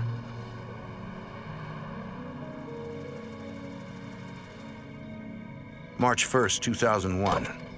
A man is concerned about his mother. He arrives at her house to see if she's okay. He normally speaks to his mother by phone every day, but this day she did not answer his calls. Then he sees signs of foul play that lead to his mother's car. He makes a horrific discovery.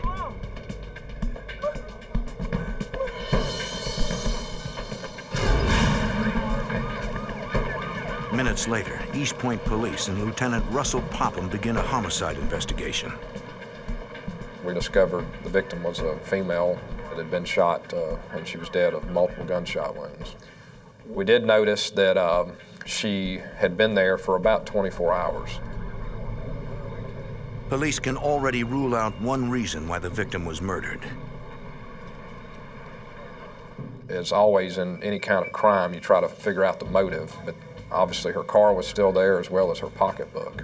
So we didn't think at the time that robbery was the motive.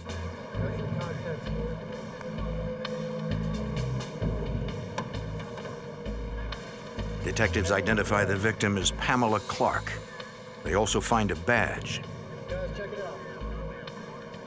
The victim was a probation officer with the state of Georgia. She worked for the Department of Corrections and she supervised probationers. Since they have limited investigative resources, East Point Police request the FBI and the Georgia Bureau of Investigation to assist at the crime scene. FBI Special Agent Pete McFarlane is on a task force that assists local police departments with forensic analysis. A lot of the local police departments did not have the equipment such as Luma lights. We actually process vehicles for latent fingerprints. We process items that we pick up for latent fingerprints. Agent McFarlane finds signs Pamela Clark was shot at almost point-blank range. You could see where the person had shot right through the window, and glass had actually impaled the victim's face. So it was very close. I guess you could say it was an execution. The killer was both brutal and careful. East Point Police Detective Bobby Gray finds no bullet shell casings at the scene, despite multiple shots being fired. No shell casings could mean that there was a revolver. Till we know differently, we're going to assume either the person picked him up or he was using the revolver. Police believe the killer premeditated the murder because of the lack of evidence. There was no fingerprints left at the scene. It was a very sterile scene. Detectives want to know who would want Pamela Clark dead. For answers, they turn to the victim's son. He spoke to his mother every day. But she seemed happy and never mentioned trouble with anyone, including her probationers. To investigators, it seems that the fatal shooting was a random attack. That night, detectives go door to door throughout the neighborhood.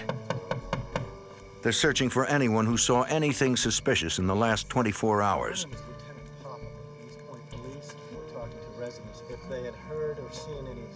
They find only one witness. He was in the shadow, though, and The previous night, she heard noises that could have been gunshots. Then she saw someone calmly walking away. what time of night was it? Around 8. The witness said she saw a black male about 6 foot tall. She's looking at a distance from about 40 yards, so she can only tell that he had a low haircut, and he was about 6 foot tall, of average build. There was not much light. That's all she could come up with. If you got to tell me anything or if something pops into your mind, just give us a call. Unfortunately, the witness is unsure she'd recognize the man if she saw him again. There are 3 bullet wounds. The medical examiner confirms several findings investigators made at the crime scene. Pamela Clark was murdered 24 hours before her body was discovered. The medical examiner identifies 4 bullet wounds, 3 to the left side of the torso and 1 near the right armpit area. The tight grouping of the 3 wounds is consistent with police theories that the killer shot the victim at close range. Police get their first clues about the murder weapon when the medical examiner removes 3 .40 caliber bullets from the body. Although 3 bullets are recovered, the victim had 4 gunshot wounds.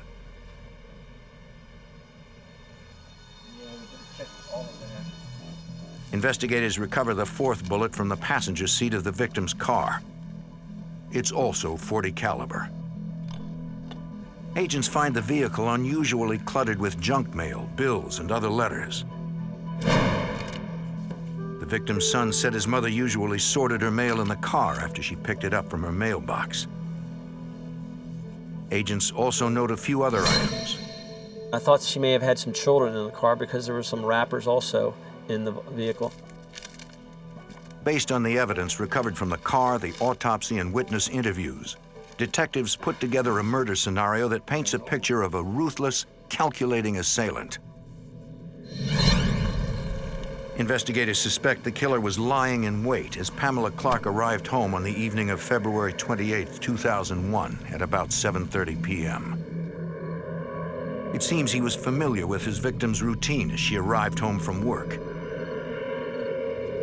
There he'd have a captive target as she sorted her mail. Detectives believe the killer either picked up all the .40 caliber shell casings or had some other way of containing them as he fired. Then he left Pamela Clark to die. Police have a theory on how the victim was murdered, but they have no suspects and a killer on the loose.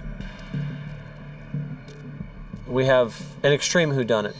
We have bullets, we have a car, and we have a body, and that's about all we have. With so little to go on, it will be difficult to find justice for the murdered probation officer.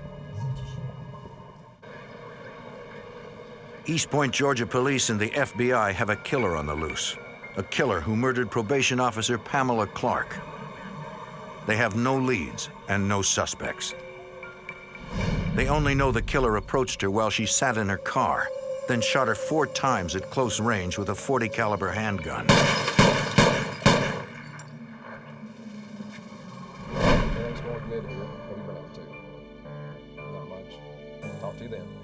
Investigators like East Point Police Lieutenant Russell Popham try to understand why someone would want Pamela Clark dead. There's an old saying that if you can establish the motive, you can solve the crime. We immediately went to work on her immediate family, her contacts, as well as her job as a state probation officer. The victim's son said she never mentioned having any enemies. Detectives focus on the victim's job as a probation officer, where she worked with dangerous criminals on a daily basis. The probation officer has the power to send a violent criminal back to jail. Okay, here's our office. All right. Just look around and Police searched the victim's office to examine her case files. She had a typical caseload of anywhere from 70 to 100 probationers.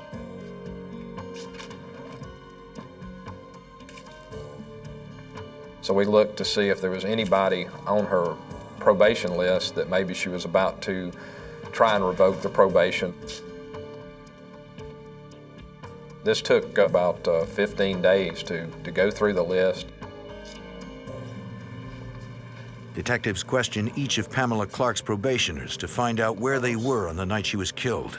Yeah. Deborah, I'd like to talk to you. About? You familiar with Miss Clark? She's your probation officer. Yes. You know what happened to her? No. Most of them are saddened to hear of her murder. Murdered? Yes. Where were you the night she was murdered? And she's like a mom to me and everything. I mean. What we found in interviewing her probationers is that she was a well-liked person, a very fair person, almost a mother figure. We heard that from several people that had committed some violent crimes, and they actually liked her as a probation officer. Don't go out of town. I'm not leaving town. Well, I'm going to be back and talk with you some more, okay? All right, no problem. But as police scour hundreds of case files, they discover a probationer who had both a motive to kill Officer Clark and the opportunity to study her habits. We were able to find one person that she was potentially going to revoke her or ask for his probation to be revoked because he had failed a drug test. And this person actually lived in her neighborhood. The probationer's name is Thomas Moulton.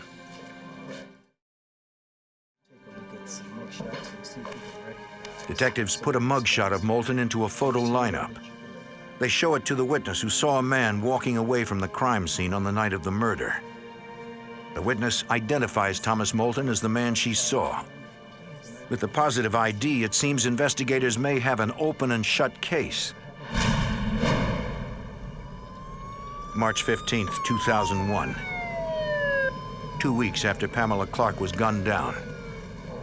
Police have an arrest and search warrant for Moulton. Your hands. What's wrong? What did I do? What's wrong? Tell me what's going on, man. You're under arrest for parole violation.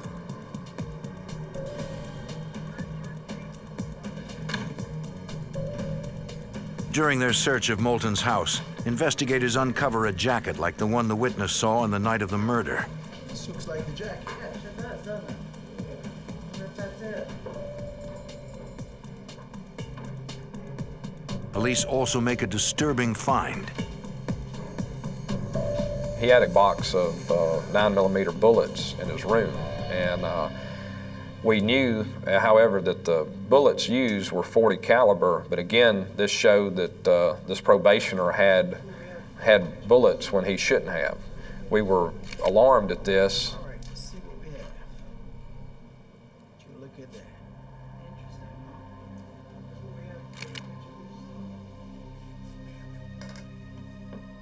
We still had a lot of work to do to prove or disprove that this person did it. Thomas Moulton submits to a polygraph test and agrees to be questioned without a lawyer present. Did you kill Pamela Clark? No. Under questioning, Moulton denies any involvement in Pamela Clark's murder. He claims to have respected her, even though her probation report would send him back to prison. Did you have anything to do with Officer Clark's murder? No. I wouldn't hurt her. I liked her. She was good to me. He explains that the bullets found in his apartment were for a Smith & Wesson 9mm pistol. The weapon was stolen 6 months earlier.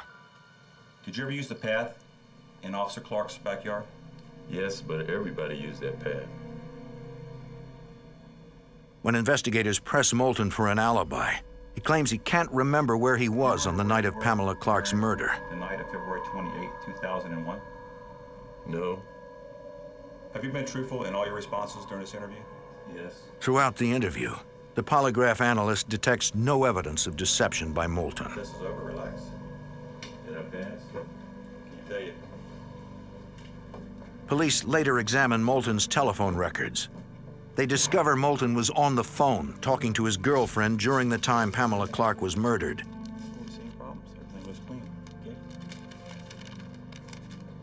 Detectives clear Moulton as a suspect. They've hit a dead end in their investigation. The killer is still on the loose and free to strike again. April 8th, 2001, over a month after Pamela Clark was murdered. It's an unusually warm spring evening in East Point. It was a night in the low 70s at the time, so a lot of people were enjoying the first few days of spring with their doors open, their windows open. A few miles from Pamela Clark's home, a retiree named Chuck Boiler hears someone approach. Who's out there? Who's out there? Who's out there? Hey! The bullet shatters the man's arm and rips into his chest. He tries to fight back, but he's rapidly losing blood. The gunman lingers.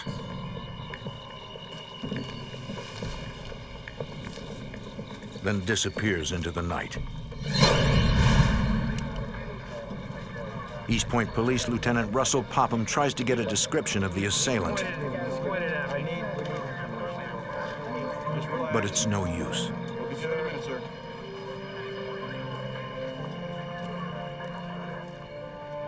He couldn't tell if it was a man or a woman, the race of the person or anything. And we asked him, well, who would have did this to you? Did they ask for anything? Did they try to rob you or anything like that? And he said, no, I just went to the door and I was shot through the door. Detectives find evidence confirming the victim was shot at almost point-blank range. We could actually see the gunpowder residue around the screen, so we knew, again, this was up close and personal. And so it appeared that he was targeted. Police recover a shell casing. Detective, we got a shell casing over here. Yeah, 40 caliber. It's .40 caliber. Then detectives find an unusual clue deliberately left behind by the shooter. It's an ominous note that reads, "I was locked up for 6 weeks. Someone must pay." The reverse side of the note is signed in yellow highlighter. The gunman calls himself Jack. As East Point police try to make sense of the note, they have no idea that more violence is being unleashed just a few miles away.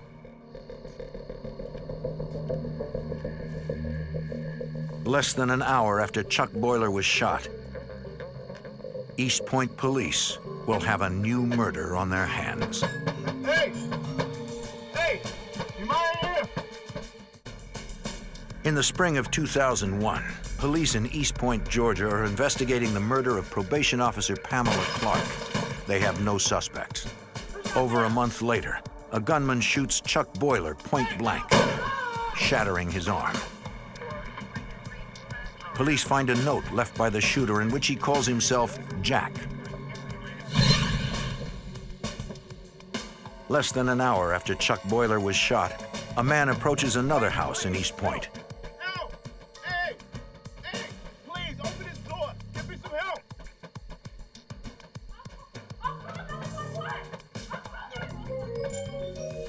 The man isn't a shooter, he's a victim.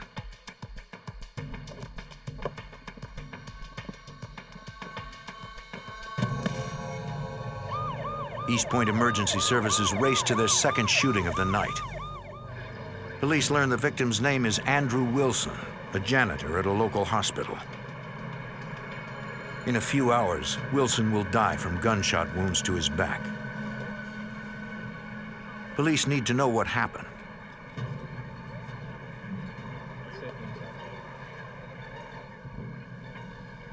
They find answers down the street. A car idles with no one inside. Police run the registration and learn the vehicle belongs to the victim. Investigators find bullet holes in the vehicle that indicate Wilson was shot in his car as he pulled up to the intersection. The fatal bullet likely passed through the driver's side rear window, through the back of the driver's side seat, and into the victim's back. After Wilson was shot, detectives believe he got out of his car and desperately searched the neighborhood for help. Hello? I need some help, please!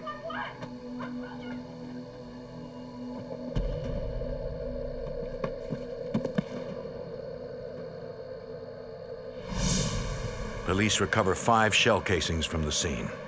They're all .40 caliber. Just like the casing recovered an hour earlier in front of Chuck Boiler's house. But the fact that .40 caliber weapons were used in both crimes does not necessarily link the two shootings. The primary murder weapon that's used around here is a 9mm, and as the .40 caliber's gotten more popular, we see a lot of .40 caliber crime scenes. Then police find undeniable evidence the two shootings are related. The city of East Point has a serial shooter on the loose. He calls himself Jack. I just need to ask you some questions, okay? East Point police canvass the neighborhood for witnesses. Okay, yeah, They find a woman who saw a black male loitering in the area before the shooting. She saw that this man standing there, and he was pacing back and forth. And she watched him for 10 or 15 minutes, and she said, "This is not right." The witness phoned police to report the man. yes, I was wondering if you could send out a patrol car to 5th and Brown. Yes, well, there's a man out here. I've never seen in my neighborhood. It's pretty scary, and... Okay, thank you. When she went back to the window, she saw a car approach the intersection.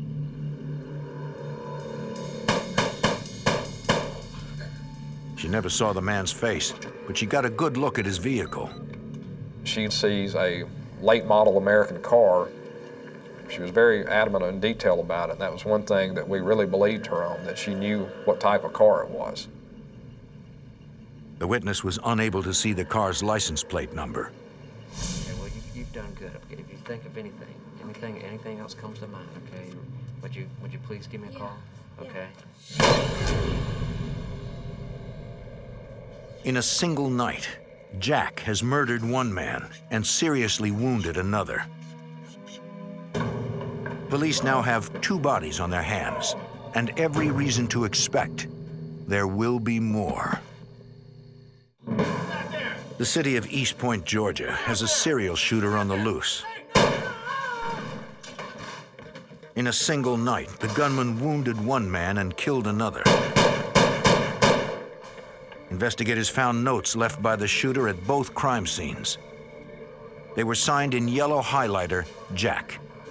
East Point Police and Detective Bobby Gray fear the shooter will strike again.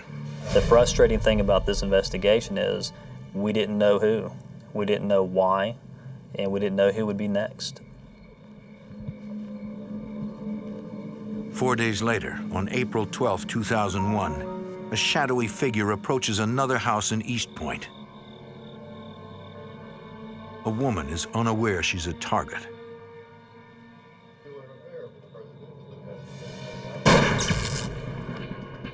She doesn't hear the shot. The TV is her only clue something is wrong. Then she spots a bullet hole and calls 911. Okay, we'll get somebody out there. Thank you.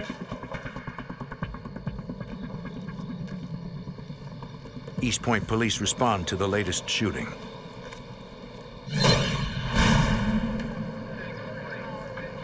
Detectives believe the shooter targeted the woman and hit the TV by mistake. She's lucky to be alive. Did you hear anything prior to the shot? I didn't. I was sitting there watching TV, and I remember flipping through the magazine, and that's all I can remember. I'm sure. If it wasn't for the TV being in front of the window, the person watching the TV would have been dead. The bullet went through the window, went through the screen, went through the back of the TV, and fortunately, it lodged inside the TV. Investigators uncover a chilling note that supports their theory and threatens many more victims. It reads, "Better count your body bags." We knew that this person wasn't going to stop. We're going to have more victims. It's not a matter of if, it's a matter of when and how many. Police have no doubt as to who did the shooting. The killer, who calls himself Jack. Hours later, crime scene technicians recover a bullet from the woman's TV set. It's .40 caliber, consistent with Jack's MO.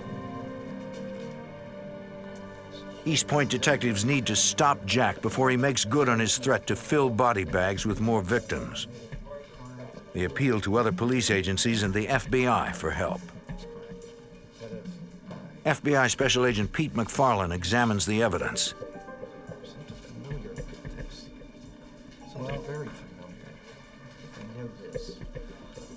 He recognizes the notes. He found one when he processed the car of murdered probation officer Pamela Clark. At first, he thought the note was just a child's scribbling. But now it ties Pamela Clark's murder to the shooting spree. This is it. I knew I'd seen it. Gentlemen. Eureka. That's the word you want to use, eureka. There's a connect here. When you started connecting all of them together, it's very similar, handwriting or block writing, all done with a highlighter. It was almost like this person was trying to say that, well, I'm a serial killer. I'm out there shooting people just for no reason at all. The similarities between the notes point to a killer that is methodical, calculated, and consistent. Jack wrote each note on a half a sheet of standard white paper. Jack tore each note by hand, resulting in ragged edges. And Jack signed each note with either an orange or a yellow highlighter. Detectives believe one note contains a possible motive. I was locked up for 6 weeks for nothing. Someone must pay. So investigators scour records for anyone recently jailed for that period of time named Jack. They find no viable suspects. Jack and his true motive remain a mystery. We as investigators had 4 crime scenes, but we had nothing. We had no suspects, we had nobody. So you have 1, 2. Police examine the victims' backgrounds, searching for any link between them that could show a pattern in the shootings. Right here. Well, we have active 95 North, so here's what happens. We even went as far as to the individuals, did they have their oil changed at the same place? You know, their car, their automotive work, was it done at the same place? Things like that. I mean, we looked into every possible avenue to connect them, to disprove that it was random. The only link police find is that all the victims live within the borders of the same city.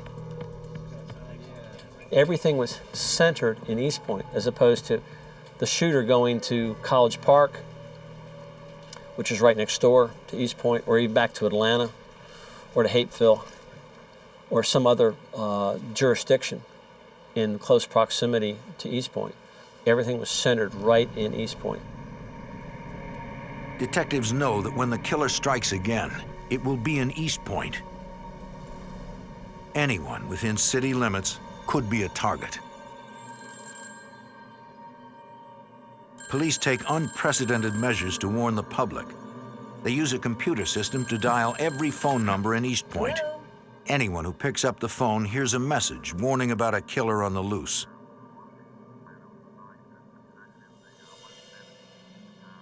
The taped message tells the public to call police if they see anything even slightly suspicious. It puts the entire city on edge.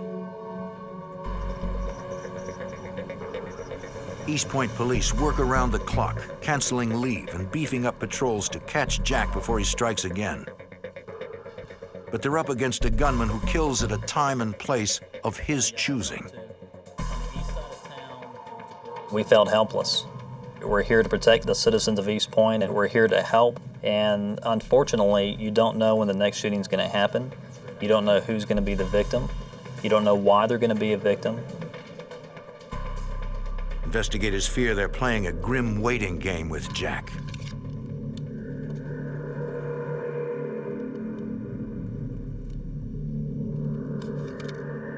I can remember a veteran FBI agent that had worked on some serial murder cases, serial rapist cases, and he said, I'll never forget this, he said, you're probably just going to have to sit back and wait for another one to happen.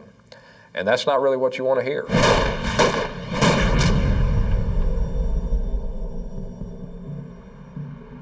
"12 days later, on April 24th, 2001, the wait is over. At 1:30 a.m., Rosa Lewis pulls up to her East Point apartment.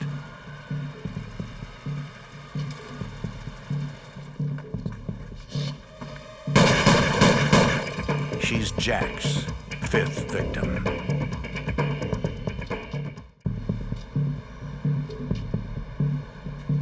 East Point, Georgia, April 24th, 2001 at 1:30 a.m.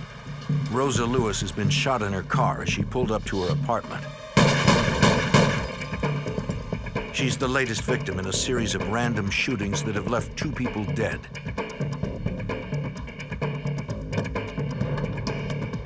She fights to avoid becoming the 3rd murder victim. Despite 4 bullets that have ripped into the left side of her torso.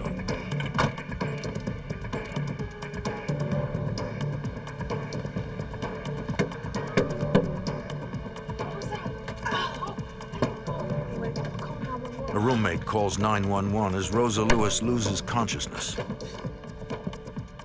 East Point Police, the Georgia Bureau of Investigation, and the FBI speed to the scene.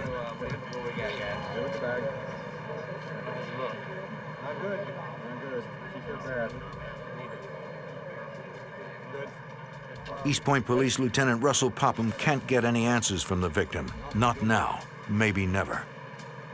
What we were told was that she was not going to live. We were told that she was that critical, her blood pressure was already dropping, that she wasn't going to live. Investigators turn to the physical evidence left behind. Once again, they find .40 caliber shell casings, 4 of them. Detectives know the killer, who calls himself Jack, used a .40 caliber weapon in all 4 of his previous shootings. Agents find another clue on the roof of a car that the shooter used to steady his aim.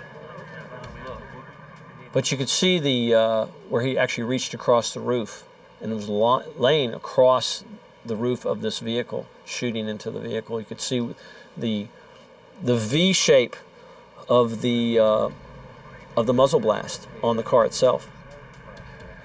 The connection is, this is so close.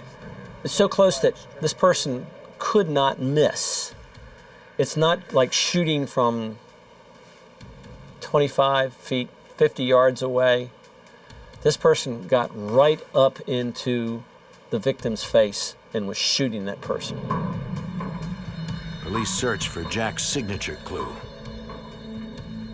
We immediately began to look for a note.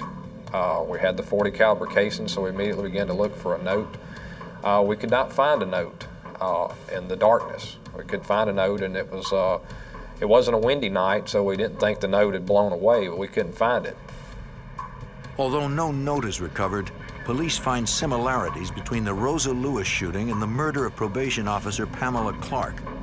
Both women were gunned down in their cars, with multiple shots fired through the driver's side window at close range. Then detectives uncover a shocking clue that changes the entire investigation. Rosa Lewis was a probation officer just like Pamela Clark. They knew each other. They worked in the same office together. This is too coincidental. Detectives no longer believe the shootings are random. Somehow the Rosa Lewis and Pamela Clark shootings are related. Police interview Rosa Lewis's roommate and learn Rosa moved into the apartment 2 months ago after a recent divorce. But she described the relationship to us as an amicable divorce. She even said that the victim's ex-husband had actually helped her move in. There was no reason to believe that he had a motivation to want to kill her. Agents and detectives go door to door, searching for any witnesses to the shooting. And we did find one lady who actually lives on a street behind the apartment complex who said she heard the shot. She looked out her window and she saw a car leaving that area. And she described it as a blue car, and she gave us that it was similar to a particular make of a car. So we had now a car, the kind of car we're possibly looking for, the make and model. We just weren't certain what the tag number was on the vehicle. The witness never saw the killer's face. Once again, police are left with only a vehicle description. Later that morning, police notify Rosa Lewis's family about the shooting, including her ex-husband, William Lewis. We knock on the door and nobody answers. We knock a few more times and we're about to leave, and as we turn around to walk to our car, a car pulls in. The first thing that we notice is that this car that pulled in was very similar, if not the same kind of car that was described leaving the shooting. The man driving the car is William Lewis. Detectives break the tragic news to him.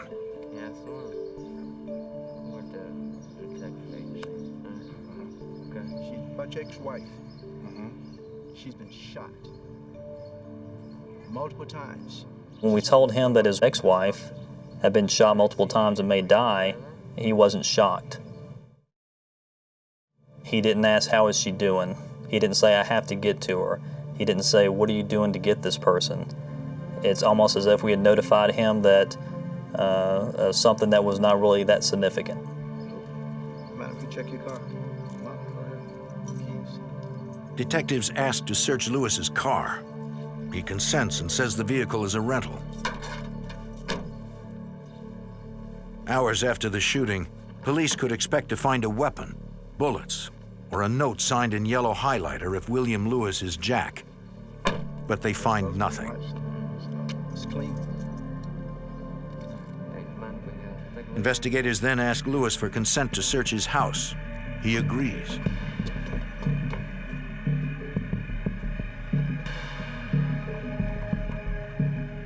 The living room is clean, but it's only one of many rooms. Mr. Lewis, is that your bedroom back there? Yeah. Mind if I take a look? In the bedroom, police find items that would be common in any home office. But in this case, they have a chilling significance. As I was standing in the bedroom, I looked over at his dresser, and on his dresser were several highlight markers. It was the same colors of the notes that we had had before.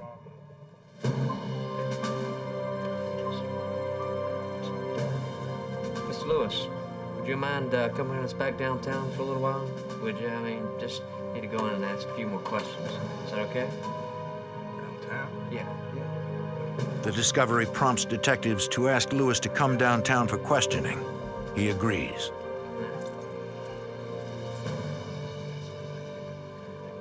I think he wanted to be as cooperative as he could. He wanted to convince us that he was not the person. Police have no way of knowing if they just put Jack in their car or if it's another dead end. Probation officer Rosa Lewis lies in a coma after being shot 4 times in the chest. Police believe she's the 5th victim of a serial shooter who calls himself Jack. Detectives find circumstantial evidence that points to the victim's ex-husband, William Lewis. But they still have no idea why he went by the name Jack or what prompted his shooting spree. While Lewis is transported to the police station for questioning, other investigators are dispatched to the probation office where his ex-wife, Rosa Lewis, worked. They search her desk for clues. It's the same office in which the first victim of the shooting spree, Pamela Clark, worked. The women were close friends. Investigators find evidence that Rosa Lewis feared for her life. Weeks before she was shot, she wrote a letter and placed it in her desk. It said if anything happened to her, it was her ex-husband who was responsible. From the letter, East Point Police Detective Bobby Gray learns William Lewis made threats to stop Rosa from divorcing him. He would tell her things like, I know people who can do things to you. I know how to get rid of you. And he would say things like, I will blow your head off. In her letter, Rosa Lewis also implicates her ex-husband in the murder of Pamela Clark. Pamela helped Rosa through the divorce and recommended a divorce lawyer. It made William Lewis furious. And in his mind, if she had not talked his wife into leaving him, his wife would still be with him. He was so mad at her that that was going to be the first person that he would lash out at. Pamela was murdered the night before Rosa left her husband for good. During questioning, detectives confront William Lewis with the note found in Rosa's desk. My ex-husband has been acting extremely irrational. Many people have cautioned me to be careful. And we actually read the letter to him in the interview and asked him about these threats that he was making. And he told us that those are just empty. So those are empty threats. Those are empty threats. There's nothing to that. They're empty. That's all empty threats. That's it. Threats. Yeah. Empty threat. Empty enough for her to write a letter to an attorney. It's just words. That's all it was, man. You ever grabbed your wife? No. You ever hit her? No. You ever beat on her? No. They ask William Lewis more about his relationship with his wife. They learn the couple's wedding anniversary is April 8th, the same day Chuck Boiler was shot and Andrew Wilson was murdered. What we've theorized is he had probably sitting at home all day on Sunday. It was his wedding anniversary. He wanted his wife, and we think he became angry and just went out and shot 2 random victims. Can you explain these to us?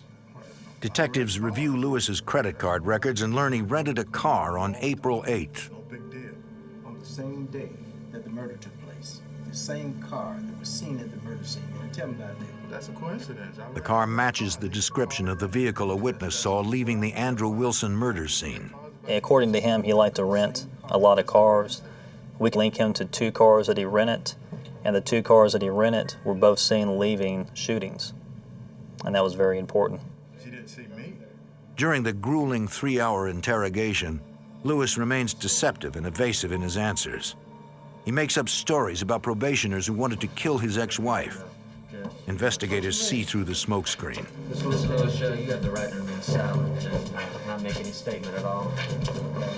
It was about 5 o'clock that day that we placed him under arrest for shooting his wife. I love my wife, okay? But Rosa Lewis was only one of 5 people targeted by the shooter known as Jack. If William Lewis is Jack, police still have to prove it. We had to connect him back to these other incidents. We had a lot of circumstantial evidence, but we didn't feel at that time we had nowhere near enough to convict him. The good news is we got one survivor. She's recovering. FBI Special Agent Pete McFarland believes one way to link Lewis to the other shootings is through shell casings and bullets. No shell casing here. That was the first. Victim 2, 1 we found. The lab said all the bullets from the previous crime scenes came from the same weapon. The bullets that shot Miss Lewis came from the same weapon. That would match. It does match. So obviously. East Point Police Lieutenant Russell Popham knows locating the murder weapon will prove their case. We're lucky we have one survivor To this day, we have never found the firearm. We executed 8 search warrants looking for this firearm, and we have never found the firearm. It keeps coming up. There's got to be something. The highlighters. Police seized the highlighters found in William Lewis's bedroom. He wrote these. He left these on every crime scene. He's trying to tell us something. That leads us to the markers he used. What about the highlighters? Yeah, well, they're just your everyday ordinary highlighter. I found them in Lewis's bedroom. It's just common, so it might not have anything to work with. Right. But they are a popular brand. Even if the ink matches the notes the shooter left behind, a jury could still have reasonable doubts. Wait a second. Wait 1 second here. Now Now look at this look. The notes themselves might, however, contain forensic evidence. Note, it's all the same, all the same, all the tears.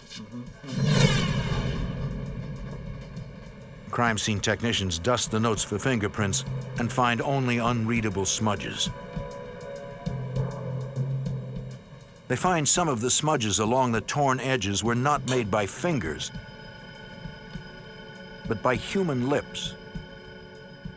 We believe what happened was that this person had licked the piece of paper and tore it off, moistened the paper, basically, and left his lip prints. With the paper moistened, it would be easier for the shooter to tear it along the fold. The shooter avoided leaving his fingerprints on the notes, but technicians find traces of saliva that contains DNA. Investigators compared DNA taken from the notes with a sample taken from William Lewis. The DNA matches. William Lewis is Jack. Even though we didn't have a murder weapon from him, we had his DNA. His saliva is on these notes, and they're at 3 of the scenes. Serious. Yes, especially look at this. Perfect match. Excellent. William Charles Lewis is indicted on 26 counts in connection with the East Point shooting spree. The district attorney plans to seek the death penalty.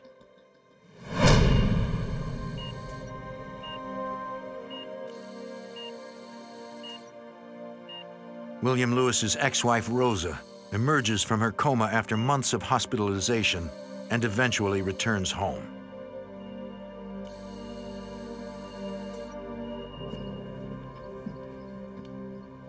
In September 2001, 5 months after Rosa Lewis was nearly murdered, police respond to her home once again.